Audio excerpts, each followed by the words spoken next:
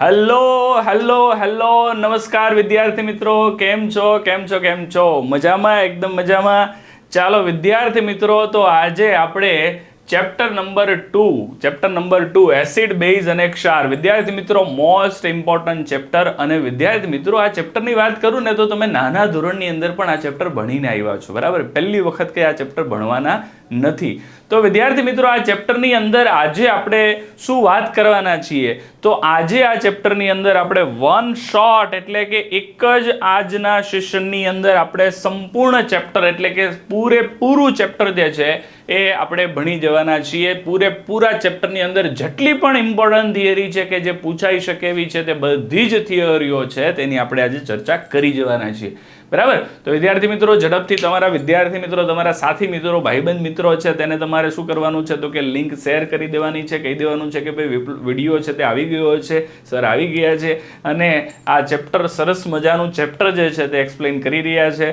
તો બધા જોડાઈ જાય અને સાથે જોઈ લઈ, બરાબર? ચાલો તો આપણે જોઈએ એસિડ બેઝ અને ક્ષાર, મોસ્ટ આઈએમપી ક્વેશ્ચન્સ, અને એમાં આખા ચેપ્ટરના બધા જ, બરાબર? તો વિદ્યાર્થી મિત્રો, શરૂઆત થાય છે એસિડના ગુણધર્મો અને બેઝના ગુણધર્મો. સામાન્ય ગુણધર્મો, એક સરસ મજાનો ક્વેશ્ચન પૂછાય છે કે એસિડ અને બેઝના સામાન્ય ગુણધર્મો જણાવો, અથવા તો લખો, અથવા તો સમજાવો. XYZ કોઈ બી ક્વેશ્ચન હોય તો બે ભેગા આવશે, અથવા તો અલગ અલગ પણ હોઈ શકે છે, એસિડના ગુણધર્મો અથવા બેઝના ગુણધર્મો. તો આવું અલગ હોય તો બે માર્ક્સના ક્વેશ્ચન થાય, ભેગું આવે તો 4 માર્કનો ક્વેશ્ચન થાય. તો મોસ્ટલી આ ચેપ્ટરની અંદરથી 4 માર્કની અંદર ક્વેશ્ચન પૂછાય છે. એમાં આ ક્વેશ્ચન ઘણી બધી વખત પૂછાઈ શકે એવી શક્યતાઓ છે, બરાબર? એટલે આપણે આને બહુ જ સરળતાથી સમજી શકીએ એવું છે. બહુ સરળ છે, કંઈ અઘરું છે નહીં. સિમ્પલ શબ્દમાં તમને સમજાવી દઉં તો એસિડ સ્વાદે કેવા હોય છે તો કે ખાટા હોય. એસિડ સ્વાદે કેવા છે? ખાટા. મેઇન શબ્દ છે સ્વાદે ખાટા. અને બેઝ છે તે સ્વાદે કેવા હોય છે? તુરા હોય. તમારે સામે યાદ રાખવાનું છે. ગુણધર્મો જે છે એનો ડિફરન્સ, તફાવતને આધારે આને યાદ રાખશો, ઝડપથી યાદ રહી જશે. એસિડ સ્વાદે કેવા છે? ખાટા છે. બેઝ સ્વાદે કેવા છે? તુરા છે. એસિડ ભીના ભૂરા લિટમસ પેપરને લાલ બનાવે છે, એટલે કે ભૂરા લિટમસ પેપરને લાલ બનાવે. એની સામે બેઝ ઊંધું, લાલ લિટમસ પેપરને કેવું બનાવે છે? ભૂરું બનાવે છે. એસિડ ભૂરાને લાલ બનાવે છે, બેઝ લાલને ભૂરું બનાવે છે. અને બેઝ છે તે અહીંયા, એટલે એસિડ છે તે બેઝ સાથે પ્રક્રિયા કરે તો ક્ષાર અને પાણી બને, અને બેઝ એસિડ સાથે પ્રક્રિયા કરે તો શું બને? ક્ષાર અને પાણી. વિદ્યાર્થી મિત્રો, બહુ સરળતાથી સમજાઈ જાય તેવું 2 + 5 કરો કે 5 + 2 કરો, જવાબ તમને 6 જ મળવાનો છે. 6 મળે? અરે 7 મળે. હા, વેરી ગુડ. ચાલો, તો જવાબ તમને કેટલો મળવાનો છે? 7 જ. તો એના જેવું જ કે અહીંયા છે કે એસિડમાં બેઝ ઉમેરો કે બેઝમાં એસિડ ઉમેરો, જવાબ તમને શું મળવાનો છે? ક્ષાર પ્લસ પાણી જ મળવાનું છે. એટલે અહીંયા એસિડની બેઝ સાથે પ્રક્રિયાથી ક્ષાર પાણી બને અને બેઝની એસિડ સાથે પ્રક્રિયાથી ક્ષાર ને પાણી બને છે. કોમન વસ્તુ છે. ઓકે, ત્યાર પછી એસિડ છે તે ધાતુ સાથે પ્રક્રિયા કરે તો H2 વાયુ એટલે કે hydrogen gas, H2 hydrogen gas છે તે શું કરે છે? અહીંયા મુક્ત કરે છે, બરાબર? તો આ કેટલાક એસિડના અને બેઝના ગુણધર્મો છે. બેઝ છે તે જનરલી અહીંયા શું કરતા નથી તો કે અહીંયા ધાતુ સાથે પ્રક્રિયા નથી કરતા, એકા દુક્કા કરે છે. એની વાત આપણે આગળ કરશું જ્યારે પ્રક્રિયા આવશે ત્યારે, પણ આમ જનરલી એ કરતા નથી, બરાબર? ચાલો, તો આ એસિડ અને બેઝના સામાન્ય ગુણધર્મો. વિદ્યાર્થી મિત્રો, આને સામાન્ય ગુણધર્મો અથવા તો ભૌતિક ગુણધર્મો પણ કહી શકાય, બરાબર? તો આ આપણે યાદ રાખવાનું કે ભૌતિક ગુણધર્મો એવો શબ્દ વાપરેલો હોય તો પણ આપણે શું કરી શકીએ? આને લખી શકીએ છીએ. એક વસ્તુ છે વિદ્યાર્થી મિત્રો, આપણે એક કન્ફ્યુઝન થાય, ભૂરાનું લાલ કરે, લાલનું ભૂરું કરે. હવે કોણ ભૂરાનું લાલ કરે, કોણ લાલનું ભૂરું કરે? તો આ કન્ફ્યુઝન ન થાય એના માટે એક સરસ મજાની વસ્તુ છે કે એસિડ છે તે ભૂરા લિટમસ પેપરને લાલ બનાવશે. તો એના પરથી હું અહીંયા લખું છું એ ભૂલા.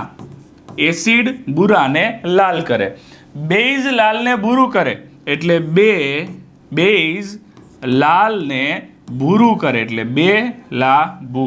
ઓકે, હવે આ તો યાદ રહી જાય એવું છે, એ ભૂલા બે લાભુ. પણ આના પરથી હજુ એક વધારે શોર્ટ આપણે કરી શકીએ અને એ સરસ મજાનું થશે. તમે જુઓ, તમને ખ્યાલ આવશે. એને બદલે હું એક કરી દઉં છું. એક ભૂલાનું શું કરી દઉં છું? ભૂલ. અને બેનું બદલે હું બે જ રાખું છું. લાભુનું બદલે હું કરી દઉં છું લાભ. ચાલો, હવે આખું વાંચો તો થઈ ગયું એક ભૂલ બે લાભ, એક ભૂલ બે લાભ, એક ભૂલ કરો ને બે લાભ થાય. વાહ ભાઈ વાહ, સરસ મજાનો કોન્સેપ્ટ છે. એક ભૂલ કરો બે લાભ થાય, તો બધા ભૂલ જ કરે, પણ આપણે ભૂલ નથી કરવાની. આ તો યાદ રાખવા માટે છે કે એક ભૂલ કરો ને બે લાભ થઈ જાય. યાદ કેવી રીતે થશે? તો કે એક ભૂલ એ પરથી આપણે શું આવશે? એકમાંથી એ જે છે એના પરથી શું આવશે? તો કે એસિડ આવશે. બરાબર, ચાલો ત્યાર પછી ભૂ પરથી શું આવશે? તો કે ભૂરું આવશે. અને લ પરથી શું આવશે? તો કે લાલ આવશે. એસિડ ભૂરું લાલ બનાવે. અને બે પરથી શું આવશે? બેઝ આવશે. ચાલો, અને ત્યાર પછી લા પરથી શું આવશે? લાલ. અને ભ પરથી આવશે ભૂરું, એટલે બેઝ લાલને ભૂરું બનાવે. સરસ મજાનું યાદ રહી જાય તેવું આ એક કોન્સેપ્ટ છે, યાદ રાખવા માટેની એક કી છે, એવું સમજી લો. બરાબર, ચાલો જ્યારે પણ આવી કોઈ બી વસ્તુની જરૂર પડશે ત્યારે હું તમને આવી એક કી આપી દઈશ કે જેથી સરળતાથી, જે કન્ફ્યુઝન વાળું છે યા તો પછી યાદ રાખવામાં થોડું લાંબુ છે, એના માટેની આવી કી છે તે હું તમને આપી દઈશ જ્યાં જરૂર પડશે ત્યાં, બધા ચેપ્ટરમાં. બરાબર, ચાલો ત્યાર પછી વાત કરીએ આગળ આપણે સૂચક શું છે. તો એસિડ અને બેઝની પરખ માટે વપરાતા જે પદાર્થો છે એને શું કહેવાય છે? સૂચક. એસિડ અને બેઝ બંનેની પરખ માટે વપરાતા પદાર્થો. મતલબ પરખ એટલે શું? તો કે તમારે એસિડની પરખ કરવી હોય કે એસિડ જે છે તે એસિડ કેવા છે, મતલબ કોઈ પદાર્થ છે તે એસિડ છે કે બેઝ છે એ જાણવું હોય તો તમે કઈ રીતે જાણી શકો? તો એ જાણવા માટે સૌથી સરસ મજાનો અને એકદમ સરળ ઉપાય છે એ કયો છે? તો કે સૂચક. તો સૂચકની મદદથી તમે જાણી શકો છો કે ભાઈ અહીંયા એસિડ છે કે બેઝ છે, અને એ સૂચક. બરાબર, એને શું કહેવાય છે? સૂચક. એટલે કે એસિડ અને બેઝની પરખ માટે વપરાતા પદાર્થો એને શું કહેવાય? સૂચક તરીકે ઓળખવામાં આવે છે. ચાલો, એસિડ અને બેઝની પરખ માટે વપરાતા સૂચકો કેટલાક અહીંયા આપેલા છે. જેમ કે કુદરતી સૂચકો જે છે તે કયા છે? તો કે લિટમસ છે, હળદર છે, લાલ કોબીજના પર્ણ છે, હાઇડ્રાન્જિયા જેવા ફૂલ છે, પેટુનિયા અને જેરાનિયમની રંગીન પાંખડીઓ અથવા તો પાંદડીઓ. પાંખડીઓને બદલે તમે પાંદડીઓ શબ્દ પણ વાપરી શકો. આ એક પ્રકારના ફૂલ જ છે, એટલે ફૂલને પાંદડી હોય, આપણે પાંદડીઓ કહીએ, અથવા પાંખડી, ફૂલની પાંખડી અથવા ફૂલની પાંદડી, જે કહો તે. બરાબર, તો આ પાંખડીઓ છે ફૂલની, એનો ઉપયોગ અહીંયા થાય છે. કેટલા છે? લિટમસ છે, હળદર છે, લાલ કોબીજના પાન છે, હાઇડ્રાન્જિયા જેવા ફૂલ છે, જેરાનિયમ અને પેટુનિયા જે છે એની જે રંગીન પાંદડીઓ છે, આ વગેરે અહીંયા શું થાય છે? તો કે આ પરખ માટે વપરાતા હોય છે. ચાલો, સરસ મજાનું અહીંયા લિટમસ પેપર વાળું એક બતાવ્યું છે. હાઇડ્રોક્લોરિક એસિડ છે, બ્લુ લિટમસ પેપર ઉપર જાય ત્યારે તરત જ રંગ બદલે છે, લાલ થાય. લાલ લિટમસ પેપર ઉપર જાય તો લાલનો લાલ જ રંગ રહી છે, બદલાતો નથી. એનો મતલબ કે એસિડ ભૂરાને લાલ કરે છે પણ લાલને લાલ જ રાખે છે, ભૂરું કરતું નથી. બરાબર, આના પરથી સમજી શકાય તેવું. ચાલો બીજું, એસિડ બેઝ ઇન્ડિકેટર તરીકે અહીંયા હાઇડ્રાન્જિયા ફ્લાવર જે છે તેનો અહીંયા ઉપયોગ થાય છે પીએચ પર. અહીંયા જમીનની જે પીએચ છે એના પર, જમીનની પીએચ છે એ 7 કરતાં ઓછી હોય તો એ એસિડિક જમીન હોય, તો અને જ્યારે બેઝિક જમીન હોય તો બેયમાં તમને અલગ અલગ રંગ, લાલ અને ભૂરો બે રંગ છે તે તમને મળશે. બરાબર, ખાસ કરીને અહીંયા જ્યારે એસિડિક જમીન હોય તો એની અંદર આ જ એટલે કે હાઇડ્રેન્જિયા જે છે એના જ ફ્લાવર છે તે તમને લાલ કલરના જોવા મળશે, અને જ્યારે એના બદલે બેઝિક જમીન હોય તો એ તમને કેવા દેખાશે? તો કે ભૂરા કલરના દેખાશે. એના પરથી આપણે ખબર પડી જાય કે જમીન છે તેની પીએચ કેટલી છે.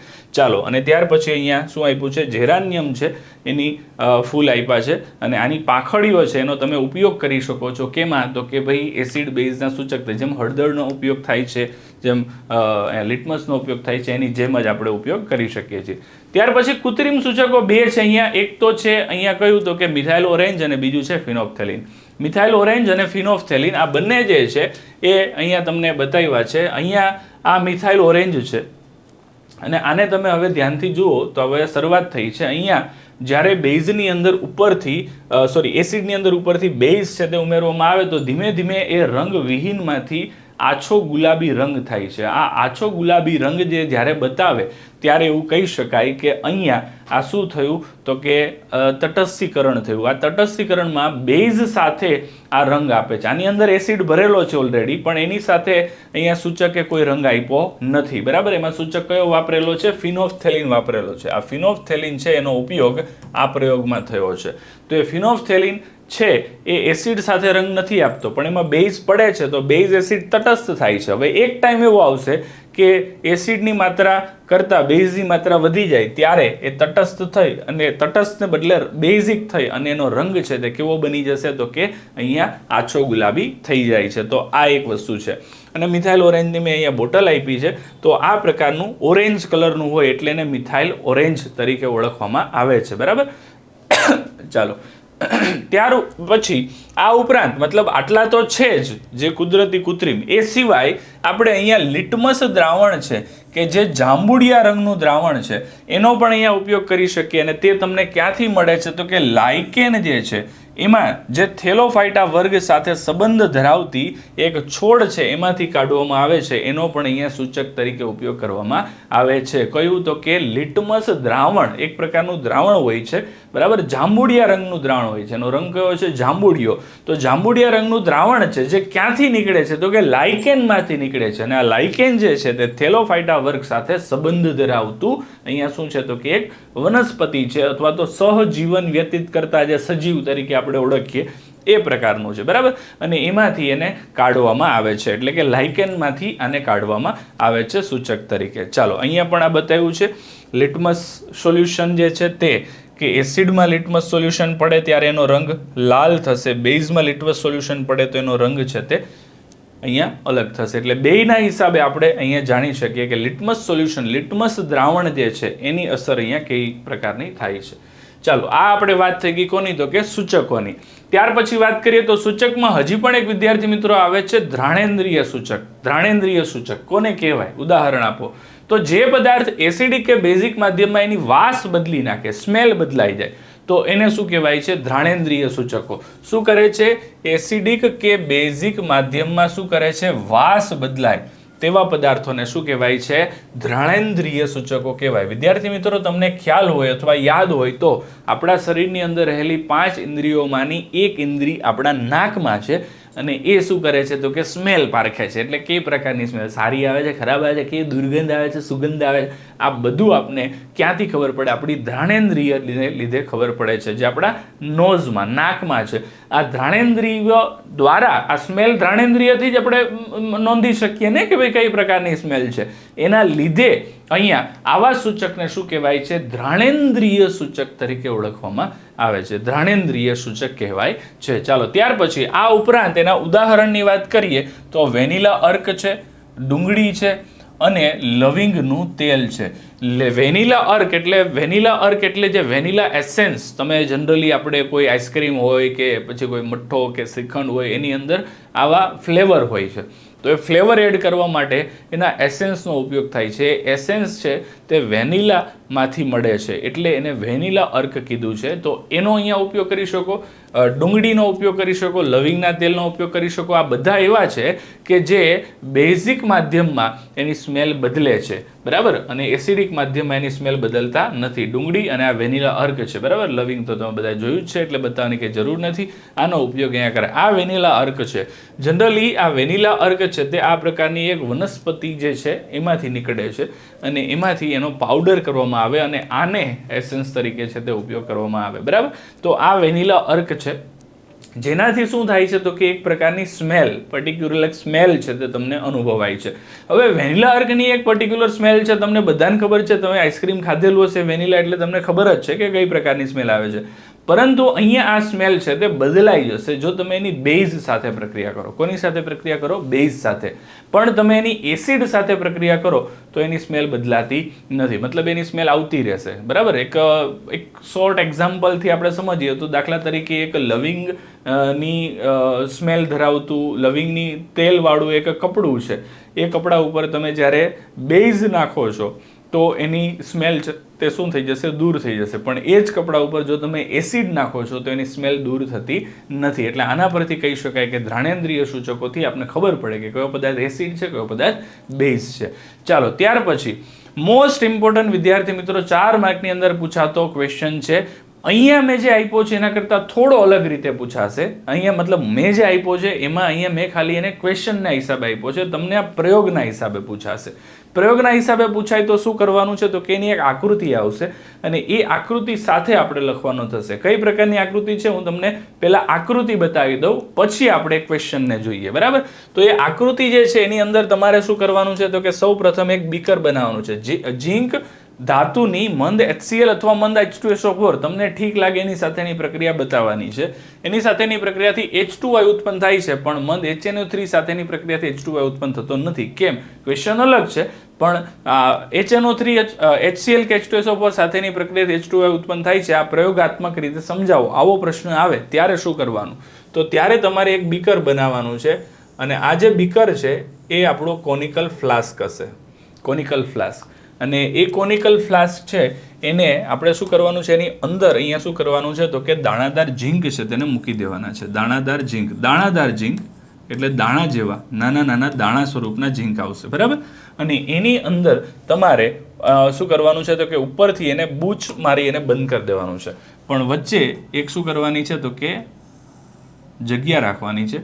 આમ તો બે જગ્યા રાખી દેવાની, બે નળી પસાર કરી દેવાની અને બાકીનો જે ભાગ છે એને આપણે બંધ કરી દેવાનો. ચાલો, બંને શું છે હમણાં કહી દઉં તમને. આ ભાગને આપણે શું કરી દઈએ, બંધ કરી દઈએ. હવે આ બંધ એટલે બૂચ લગાવી દેવાનું છે. હવે બૂચ લગાવો તો આ પ્રકારે બૂચ લાગી જશે. બરાબર, બૂચ કોનિકલ ફ્લાસ્ક ઉપર મારવાનું છે, કોઈના પૈસાનું બૂચ મારવાનું નહીં. બરાબર, ચાલો સમજી ગયા વિદ્યાર્થી મિત્રો? રહ્યા છો તમે? સમજી જાઓ ને, કેમ ના સમજો? ઓકે, તો આ શું છે, તો કે થિસલ ફનેલ છે. શું છે? થિસલ ફનેલ. અને બીજી જે છે તે શું છે, તો કે એક નળી છે, સાદી નળી. વિમોચન નળી પણ કહી શકાય, પણ વિમોચન નળી ફોલ્ડેડ હોય. આપણે સાદી નળી લીધી છે. બરાબર, અને એની અંદર થિસલ ફનેલથી આપણે હવે શું કરવાનું છે, તો કે એસિડ ઉમેરવાનું છે. અહીંયા શું કરવાનું છે, એસિડ ઉમેરવાનું છે. કયું એસિડ, તો કે H2SO4 અથવા તો HCl, કોઈ બી તમે લઈ શકો. આમાંથી ઉપરથી આવશે એટલે અહીંયા આખું આ એસિડથી ભરાશે. હવે એસિડથી જેવું ભરાશે એટલે એસિડ અને આ બેની વચ્ચે, ઝીંક વચ્ચે પ્રક્રિયા થશે. એ પ્રક્રિયા થઈ અને આમાંથી વાયુ નીકળશે. થિસલ ફનેલનું કામ એવું છે કે વન વે હોય, ઉપરથી નીચે જાય, નીચેથી ઉપર ના જાય, એ જવા દે નહીં. વન વે છે, ઉપરથી નીચે બધાને આવવા દેશે, પણ નીચેથી ઉપર કોઈને જવા નહીં દે. આ પ્રકારની ફનેલ હોય છે. તો હવે અહીંયાથી જે વાયુ ઉત્પન્ન થશે એ વાયુ આમાંથી બહાર નીકળશે આ નળી મારફત. એટલે અહીંયા હાઇડ્રોજન વાયુ શું થાય, તો કે બહાર નીકળે છે. બરાબર, અને એની પરખ કરવી હોય તો શું કરી શકીએ, કે ત્યાં એક દિવાસળી થોડી એવી સળગાવીને મૂકીએ તો ધડાકો થાય. શું થાય? ધડાકો. બરાબર, તો આ પ્રકારની વસ્તુ અહીંયા બને છે. અને એનાથી શું કામ ધડાકો થાય? કારણ કે હાઇડ્રોજન વાયુ છે તે કેવો છે, અત્યંત જ્વલનશીલ વાયુ છે, જેના લીધે આ વસ્તુ બની શકે છે. બરાબર, તો આ આખો એક પ્રયોગ છે અને એનું સમીકરણ શું છે એ આપણે હમણાં થિયરીની અંદર જોઈએ ત્યારે સમજી જશું. બરાબર, ચાલો તો હવે અહીંયા ધ્યાન આપીએ તો ઝીંક ધાતુ મંદ HCl કે મંદ H2SO4 સાથે પ્રક્રિયા કરી H2 વાયુ ઉત્પન્ન કરે છે. કારણ કે અહીંયા ઝીંક ધાતુ જે છે, Zn ધાતુ, એ H2 વાયુ કરતા કેવું છે, વધુ ક્રિયાશીલ હોય છે. તેથી તે મંદ HCl કે H2SO4 માં રહેલા H2 નું સરળતાથી, H2SO4 માં સરળતાથી H2 વાયુનું શું કરે છે, વિસ્થાપન કરે છે. એટલે વિસ્થાપિત કરી દે છે આ ધાતુને. ધાતુ જે છે તે H2 ને શું કરી દે, વિસ્થાપિત. કારણ કે તે H2 કરતા કેવું છે, વધારે ક્રિયાશીલ છે, વધારે સક્રિય છે, એટલા માટે આ વસ્તુ કરી શકે છે. તો એ સરળતાથી અહીંયા વિસ્થાપિત કરી દે છે. અને જેમ કે અહીંયા તમે જુઓ તો Zn plus HCl, ZnCl2 plus H2 થયું. તો આમાં શું થયું, તો કે અહીંયા રહેલો જે H છે એનું અહીંયા શું થઈ ગયું, Zn એ શું કરી નાખ્યું, વિસ્થાપન. એટલે Zn એની જગ્યા પર આવી ગયો અને આ H છે તે ટાટા બાય બાય થઈ ગયો, એકલો અટુલો પડી ગયો, દૂર ભાગી ગયો, રસ્તામાં રજળતો થઈ ગયો, એકલો થઈ ગયો. કપલમાંથી એકલો બની ગયો. બરાબર, સિંગલ થઈ ગયો, ડબલમાંથી સિંગલ થઈ ગયો. બરાબર, ચાલો તો આ જે વસ્તુ બની એમાં Zn એ Cl સાથે પ્રક્રિયા કરી અને ZnCl2 બનાવી દીધું. તો સરસ મજાની આ પ્રક્રિયા થઈ. આવી જ પ્રક્રિયા H2SO4 સાથે કરે. અહીંયા પણ સેમ આ જ જે Zn છે તે અહીંયા શું કરે છે, H2 ને શું કરી નાખે છે, વિસ્થાપિત કરી નાખે છે અને એ H2 અહીંયાથી શું થઈ જાય છે તો કે એકલો અટુલો રઝળતો રખડતો થઈ જાય છે અને Zn એની જગ્યા પર બેસીને શું બનાવી દે, ZnSO4 બનાવી દે છે. તો આ બે પ્રક્રિયામાં સિમ્પલ છે કે હાઇડ્રોજનનું વિસ્થાપન થઈ શકે છે. એટલા માટે વિદ્યાર્થી મિત્રો તમને યાદ હોય તો પહેલા ચેપ્ટરની અંદર એક પ્રવૃત્તિ પણ આ આપેલી છે, જેની અંદર પણ આ સેમ બને કે જ્યારે ઝીંક ધાતુ છે એની સલ્ફ્યુરિક એસિડ સાથે પ્રક્રિયા કરવામાં આવે તો એમાંથી ZnSO4 અને હાઇડ્રોજન વાયુ છે તે નીકળે છે. રાસાયણિક પ્રક્રિયા ક્યારે થઈ એ સમજવા માટે આ પ્રવૃત્તિ આપને આપી હતી કે જેમાંથી વાયુ ઉત્પન્ન થાય છે એટલા માટે, અને સાથે સાથે બીકર ગરમ થાય છે એના લીધે અહીંયા કહી શકાય કે અહીંયા શું થયું છે તો કે પ્રક્રિયા થઈ છે. ચાલો ત્યાર પછી મંદ HNO3 ની Zn ધાતુ સાથે પ્રક્રિયા કરો તો H2 વાયુ છે તે ઉત્પન્ન થતો નથી. H2 વાયુ અહીંયા શું થતો નથી, ઉત્પન્ન થતો નથી. કેમ ઉત્પન્ન નથી થતો? બસ પ્રશ્ન તો એ જ છે ને, કેમ ઉત્પન્ન નથી થતો? કારણ કે મંદ HNO3 છે તે કેવો છે, પ્રબળ ઓક્સિડેશન કરતા છે. કેવો છે, પ્રબળ ઓક્સિડેશન કરતા, જેને લીધે એ શું કરે છે તો કે અહીંયા H2 ને પણ ઓક્સિડેશન કરી નાખે, H2 નું પણ શું કરી નાખે, ઓક્સિડેશન, અને એના લીધે પ્રક્રિયા દરમિયાન ઉત્પન્ન થતો H2 વાયુ છે તે H2O માં શું થઈ જાય, ઓક્સિડેશન પામે. H2 માંથી શું બની જાય, H2O. ઓક્સિડેશન કરતાનું કામ શું, ગમે એનું ઓક્સિડેશન પકડાઈ દેવાનું, પધરાઈ દેવાનું, લે ઓક્સિજન લેતો જા ભાઈ, લેતો જા. એટલે હાઇડ્રોજનને પણ એ શું કરશે, ઓક્સિજન આપી દેશે, વધારાનો ઓક્સિજન આપી દેશે. એને નતો જોતો, એને તો હાઇડ્રોજન વાયુ તો એકલા જતું જ રહેવું હતું, પણ એને આ HNO3 છે જે પ્રબળ ઓક્સિડેશન કરતા છે એ આ હાઇડ્રોજન વાયુને ઓક્સિજન વધારાનો આપી દેશે. તો આવું કંઈક અહીંયા થાય છે. ચાલો, તો આ પ્રક્રિયા થઈ કે શા માટે HCl કે H2SO4 સાથે ઝીંક ધાતુ પ્રક્રિયા કરે પણ HNO3 સાથે ન કરે. બરાબર. ચાલો ત્યાર પછી તટસ્થીકરણ પ્રક્રિયા. વિદ્યાર્થી મિત્રો મોસ્ટ ઇમ્પોર્ટન્ટ થિયરી છે, 2 ગુણની અંદર પૂછાઈ શકે એવી અથવા 3 ગુણમાં પણ પૂછાઈ શકે એવી. તો આ તટસ્થીકરણની પ્રક્રિયા એટલે શું છે, ઉદાહરણ આપવાના છે. કીધું છે 2 ઉદાહરણ આપો. કેટલા? 2. મોસ્ટ ઇમ્પોર્ટન્ટ વસ્તુ આ છે વિદ્યાર્થી મિત્રો કે તમને પ્રશ્ન જ્યારે પૂછવામાં આવે ત્યારે ખાસ ધ્યાન રાખવાનું કે ઉદાહરણ આપો આવું કીધું હોય તો જોવાનું કે ભાઈ કેટલા ઉદાહરણ આપવા કીધા છે, 1 2 3 કેટલા કીધા. તો જેટલા કીધા હોય એટલા આપણે લખવા પડે, કારણ કે એના અકોર્ડિંગ એના માર્ક્સ સેટ કરેલા હોય. બરાબર. આ સેમ ક્વેશ્ચન તમને 2 માર્ક્સને બદલે 3 માર્ક્સમાં પૂછ્યો હોય તો તમને 2 નહીં 3 ઉદાહરણ પૂછી શકે છે. તો આપણે અહીંયા એ હિસાબે શું કરવાનું તો કે લખવાનું. તટસ્થીકરણની વ્યાખ્યા બહુ જ સરળ સિમ્પલ છે કે જે પ્રક્રિયામાં એસિડ અને બેઝ વચ્ચે પ્રક્રિયા થઈ અને શું બને તો કે ક્ષાર અને પાણી બને. જેમ કે આપણે એના ભૌતિક ગુણધર્મો છે એની અંદર વાત કરી હતી. એસિડ બેઝ સાથે પ્રક્રિયા કરી ક્ષાર પાણી આપે, બેઝ એસિડ સાથે પ્રક્રિયા કરી ક્ષાર પાણી આપે તો આ ક્ષાર અને પાણી બને, અને આ પ્રક્રિયાને શું કહેવાય, તટસ્થીકરણ પ્રક્રિયા કહેવાય. શું કામ તટસ્થીકરણ પ્રક્રિયા કહેવાય? કારણ કે બન્યું શું, નિપજ શું મળી, ક્ષાર અને પાણી. અને જ્યારે ક્ષાર અને પાણી મળતું હોય ત્યારે વિદ્યાર્થી મિત્રો બહુ જ સરળતાથી સમજી શકાય કે ક્ષાર અને પાણીની અંદર નથી તો અહીંયા શું રહ્યો, એસિડ, કે નથી તો રહ્યો અહીંયા બેઝ, અને પાણી જે છે એ કેવું કહેવાય, તટસ્થ કહેવાય. એટલે તટસ્થ થઈ ગયું એટલે આ પ્રક્રિયાને શું કહેવાય, તટસ્થીકરણ પ્રક્રિયા કહેવાય. ચાલો અહીંયા તટસ્થીકરણ પ્રક્રિયા નીચે પ્રમાણે. ઓકે, તો અહીંયા એક આપણે ઉદાહરણ સમજવાનું છે. ઓકે, સિમ્પલ એક આ જોઈ લઈએ. એસિડ પ્લસ બેઝ, ક્ષાર પ્લસ પાણી. પ્રક્રિયા આવી રીતે આપણે લખવાની છે. એસિડ પ્લસ બેઝ, ક્ષાર પ્લસ પાણી. આપણે પ્રક્રિયા આવી રીતે લખવાની છે. ઉદાહરણ આપણી રીતે લખવાના છે. અહીંયા ઉદાહરણ આપ્યા નથી તો આપણે લખી નાખીએ. કયા ઉદાહરણ આવશે તો કે એક ઉદાહરણ હું લખી નાખું છું. બેઝ NaOH બેઝ છે, એની આપણે પ્રક્રિયા કરાવીએ છીએ HCl સાથે. HCl hydrochloric acid. બરાબર. અને એમાંથી શું છૂટું પડે તો કે Na અને Cl ભેગું થઈ અને શું બની જશે, NaCl, અને OH અને H ભેગા થઈને બની જશે H2O. આ પ્રક્રિયા કેવી રીતે થાય છે વિદ્યાર્થી મિત્રો એને સમજો. અહીંયા Na અને OH ની વચ્ચે છૂટાછેડા થાય છે, એવી જ રીતે H અને Cl પણ છૂટાછેડા લઈ લે છે, અને અહીંયાથી Na અને અહીંયાથી Cl છે તે શું કરી લે છે, ફરીથી પાછા ડેશ ડેશ ડેશ આગળનું તમે સમજી જજો. અહીંયાથી OH અને અહીંયાથી H સેમ એ જ રીતે શું કરી લે છે, તો કે એક બંધનમાં જોડાઈ જાય છે અને તે જે બંધન છે એને શું કહેવાય તો કે H2O સંયોજન. તો સંયોજન બનાવે છે. ચાલો એવી જ રીતના બીજી પ્રક્રિયાને આપણે સમજીએ. બીજું ઉદાહરણ લઈ લઈએ. તો બીજું ઉદાહરણ આપણી પાસે છે KOH પ્લસ એસિડ પણ બદલી નાખીએ H2SO4 કરી દઈએ. તો આ પ્રક્રિયામાં અહીંયા કે SO4 સાથે જોડાઈ જાય. સિમ્પલ તમને કહી દઉં તો K અને OH વચ્ચે અને H2 અને SO4 ની વચ્ચે શું થાય તો કે અહીંયા બ્રેકઅપ થાય અને એ K SO4 સાથે જોડાઈ જાય. તો હવે SO4 સાથે જોડાય તો કેવી રીતે જોડાય તો કે KSO4 ના બને, K2SO4 બને, કારણ કે K છે એની સંયોજકતા +1 SO4 ની -2 એટલે K ને 2 સાથે ગુણવા પડે અને પ્લસ શું બનશે તો કે H2O. ચાલો વિદ્યાર્થી મિત્રો, આ સમીકરણ સંતુલિત નથી. આપણે પહેલા જ ખબર પડી ગઈ. કેમ? કારણ કે અહીંયા એક જ K તો અહીંયા આપણે K2 લખવા પડ્યા, જબરદસ્તી લખવા પડ્યા ને. ચાલો તો એના માટે સોલ્વ કરવા માટે સિમ્પલ છે કે ભાઈ આગળ 2 લખી દો, બરાબર. તો K2 થઈ ગયા, K2 SO4 તો હતા જ. Okay done.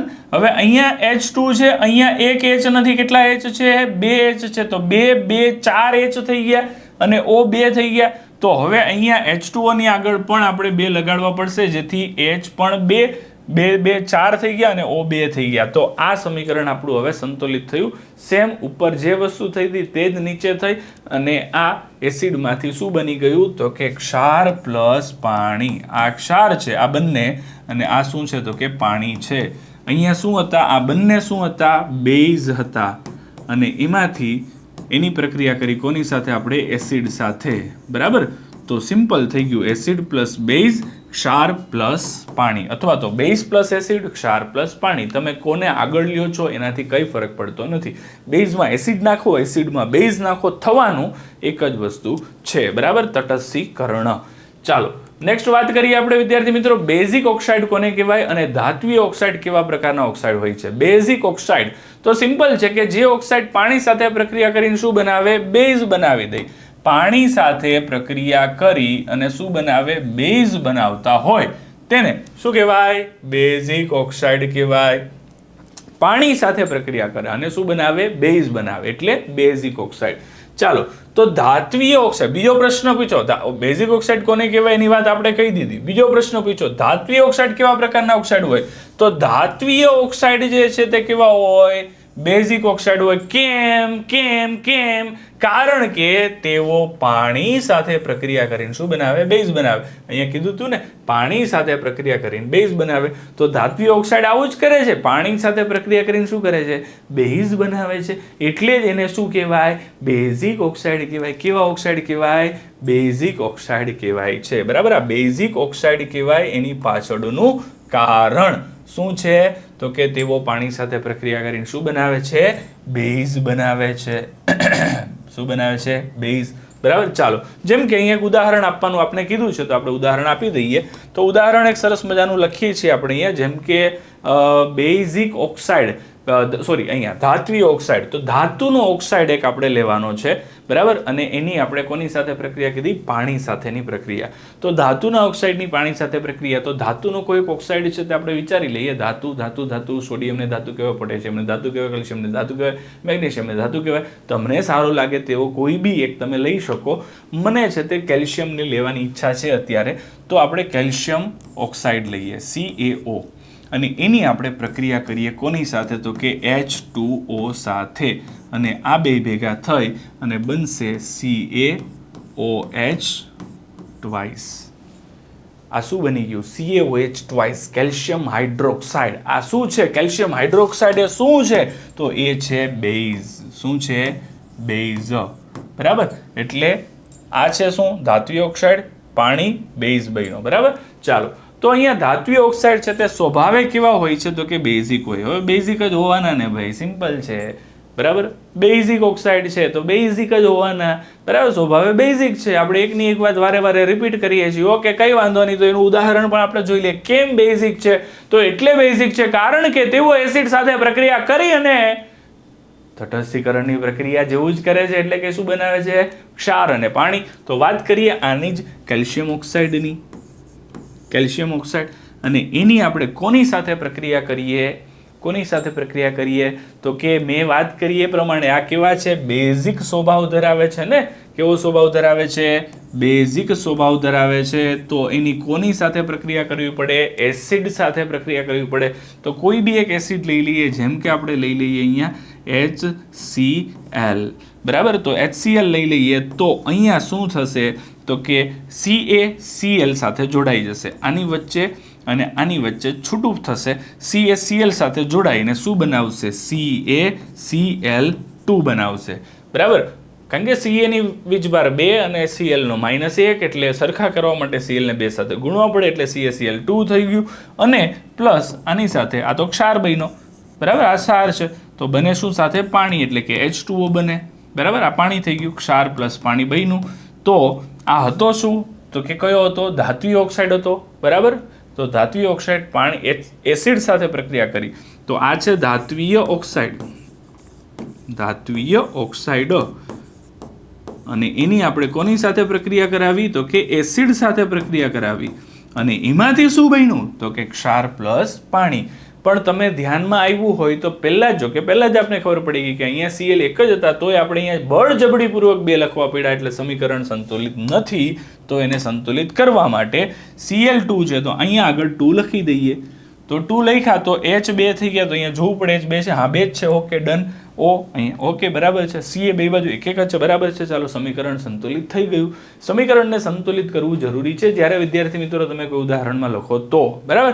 આ તો આપણે એ વસ્તુ કીધી કે ભાઈ કઈ કઈ વસ્તુ થાય છે. હવે અહીંયા કેટલાક ઉદાહરણ આપણે લખવાના છે, એ આપણે ઉદાહરણ લખી દઈએ. કયા ઉદાહરણ હોઈ શકે તો કે એક તો આપણે આજ લખ્યું કેલ્શિયમ ઓક્સાઇડ, બીજું શું હોઈ શકે તો કે મેગ્નેશિયમ ઓક્સાઇડ હોઈ શકે, બીજું શું હોઈ શકે તો સોડિયમ ઓક્સાઇડ Na2O હોઈ શકે. તો આવા કોઈ બી ઉદાહરણ છે તે આપણે અહીંયા શું કરી શકીએ છીએ, લખી શકીએ છીએ, બરાબર. ચાલો તો આ વસ્તુ થઈ ગઈ આપણી, બરાબર, કે જેનાથી આપણો આ કોન્સેપ્ટ છે તે ક્લિયર થઈ ગયો ઉદાહરણ સાથે. કયો કોન્સેપ્ટ તો કે બેઝિક ઓક્સાઇડ. ચાલો વિદ્યાર્થી મિત્રો આના જેવો જ એક સરસ મજાનો ટોપિક આવે છે કે ભાઈ એસિડિક ઓક્સાઇડ કોને કહેવાય અને અધાત્વીય ઓક્સાઇડ છે તે કેવા પ્રકારના છે, ઉદાહરણ આપો, બરાબર. સેમ એ જ વસ્તુ જુઓ, એસિડિક ઓક્સાઇડ કોને કહેવાય છે, અધાત્વીય ઓક્સાઇડ કેવા પ્રકારના ઓક્સાઇડ છે, અને તેના ઉદાહરણ આપો.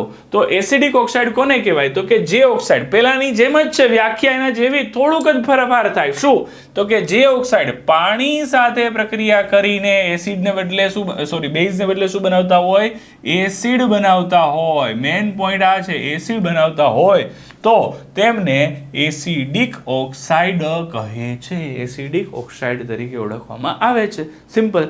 જે શું કરે છે તો કે કોની સાથે, પાણી સાથે પ્રક્રિયા કરીને શું બનાવે, એસિડ બનાવે, તો એને શું કહેવાય, એસિડિક ઓક્સાઇડ કહેવાય. અધાત્વીય ઓક્સાઇડ જે છે, કયા ઓક્સાઇડ, અધાત્વીય ઓક્સાઇડ જે છે એ કેવા હોય તો કે એસિડિક ઓક્સાઇડ છે. કેવા છે, એસિડિક ઓક્સાઇડ, અને તેઓ પાણી સાથે પ્રક્રિયા કરી અને શું આપે છે, એસિડ આપે છે. એટલે કે તેઓ કેવા છે, અધાત્વીય ઓક્સાઇડ જે છે તે કેવા છે, એસિડિક ઓક્સાઇડ છે. કઈ પ્રકારના છે, એસિડિક ઓક્સાઇડ. અને તે ક્ષાર અને શું કરે છે, પાણી સાથે પ્રક્રિયા કરીને એસિડ બનાવે છે.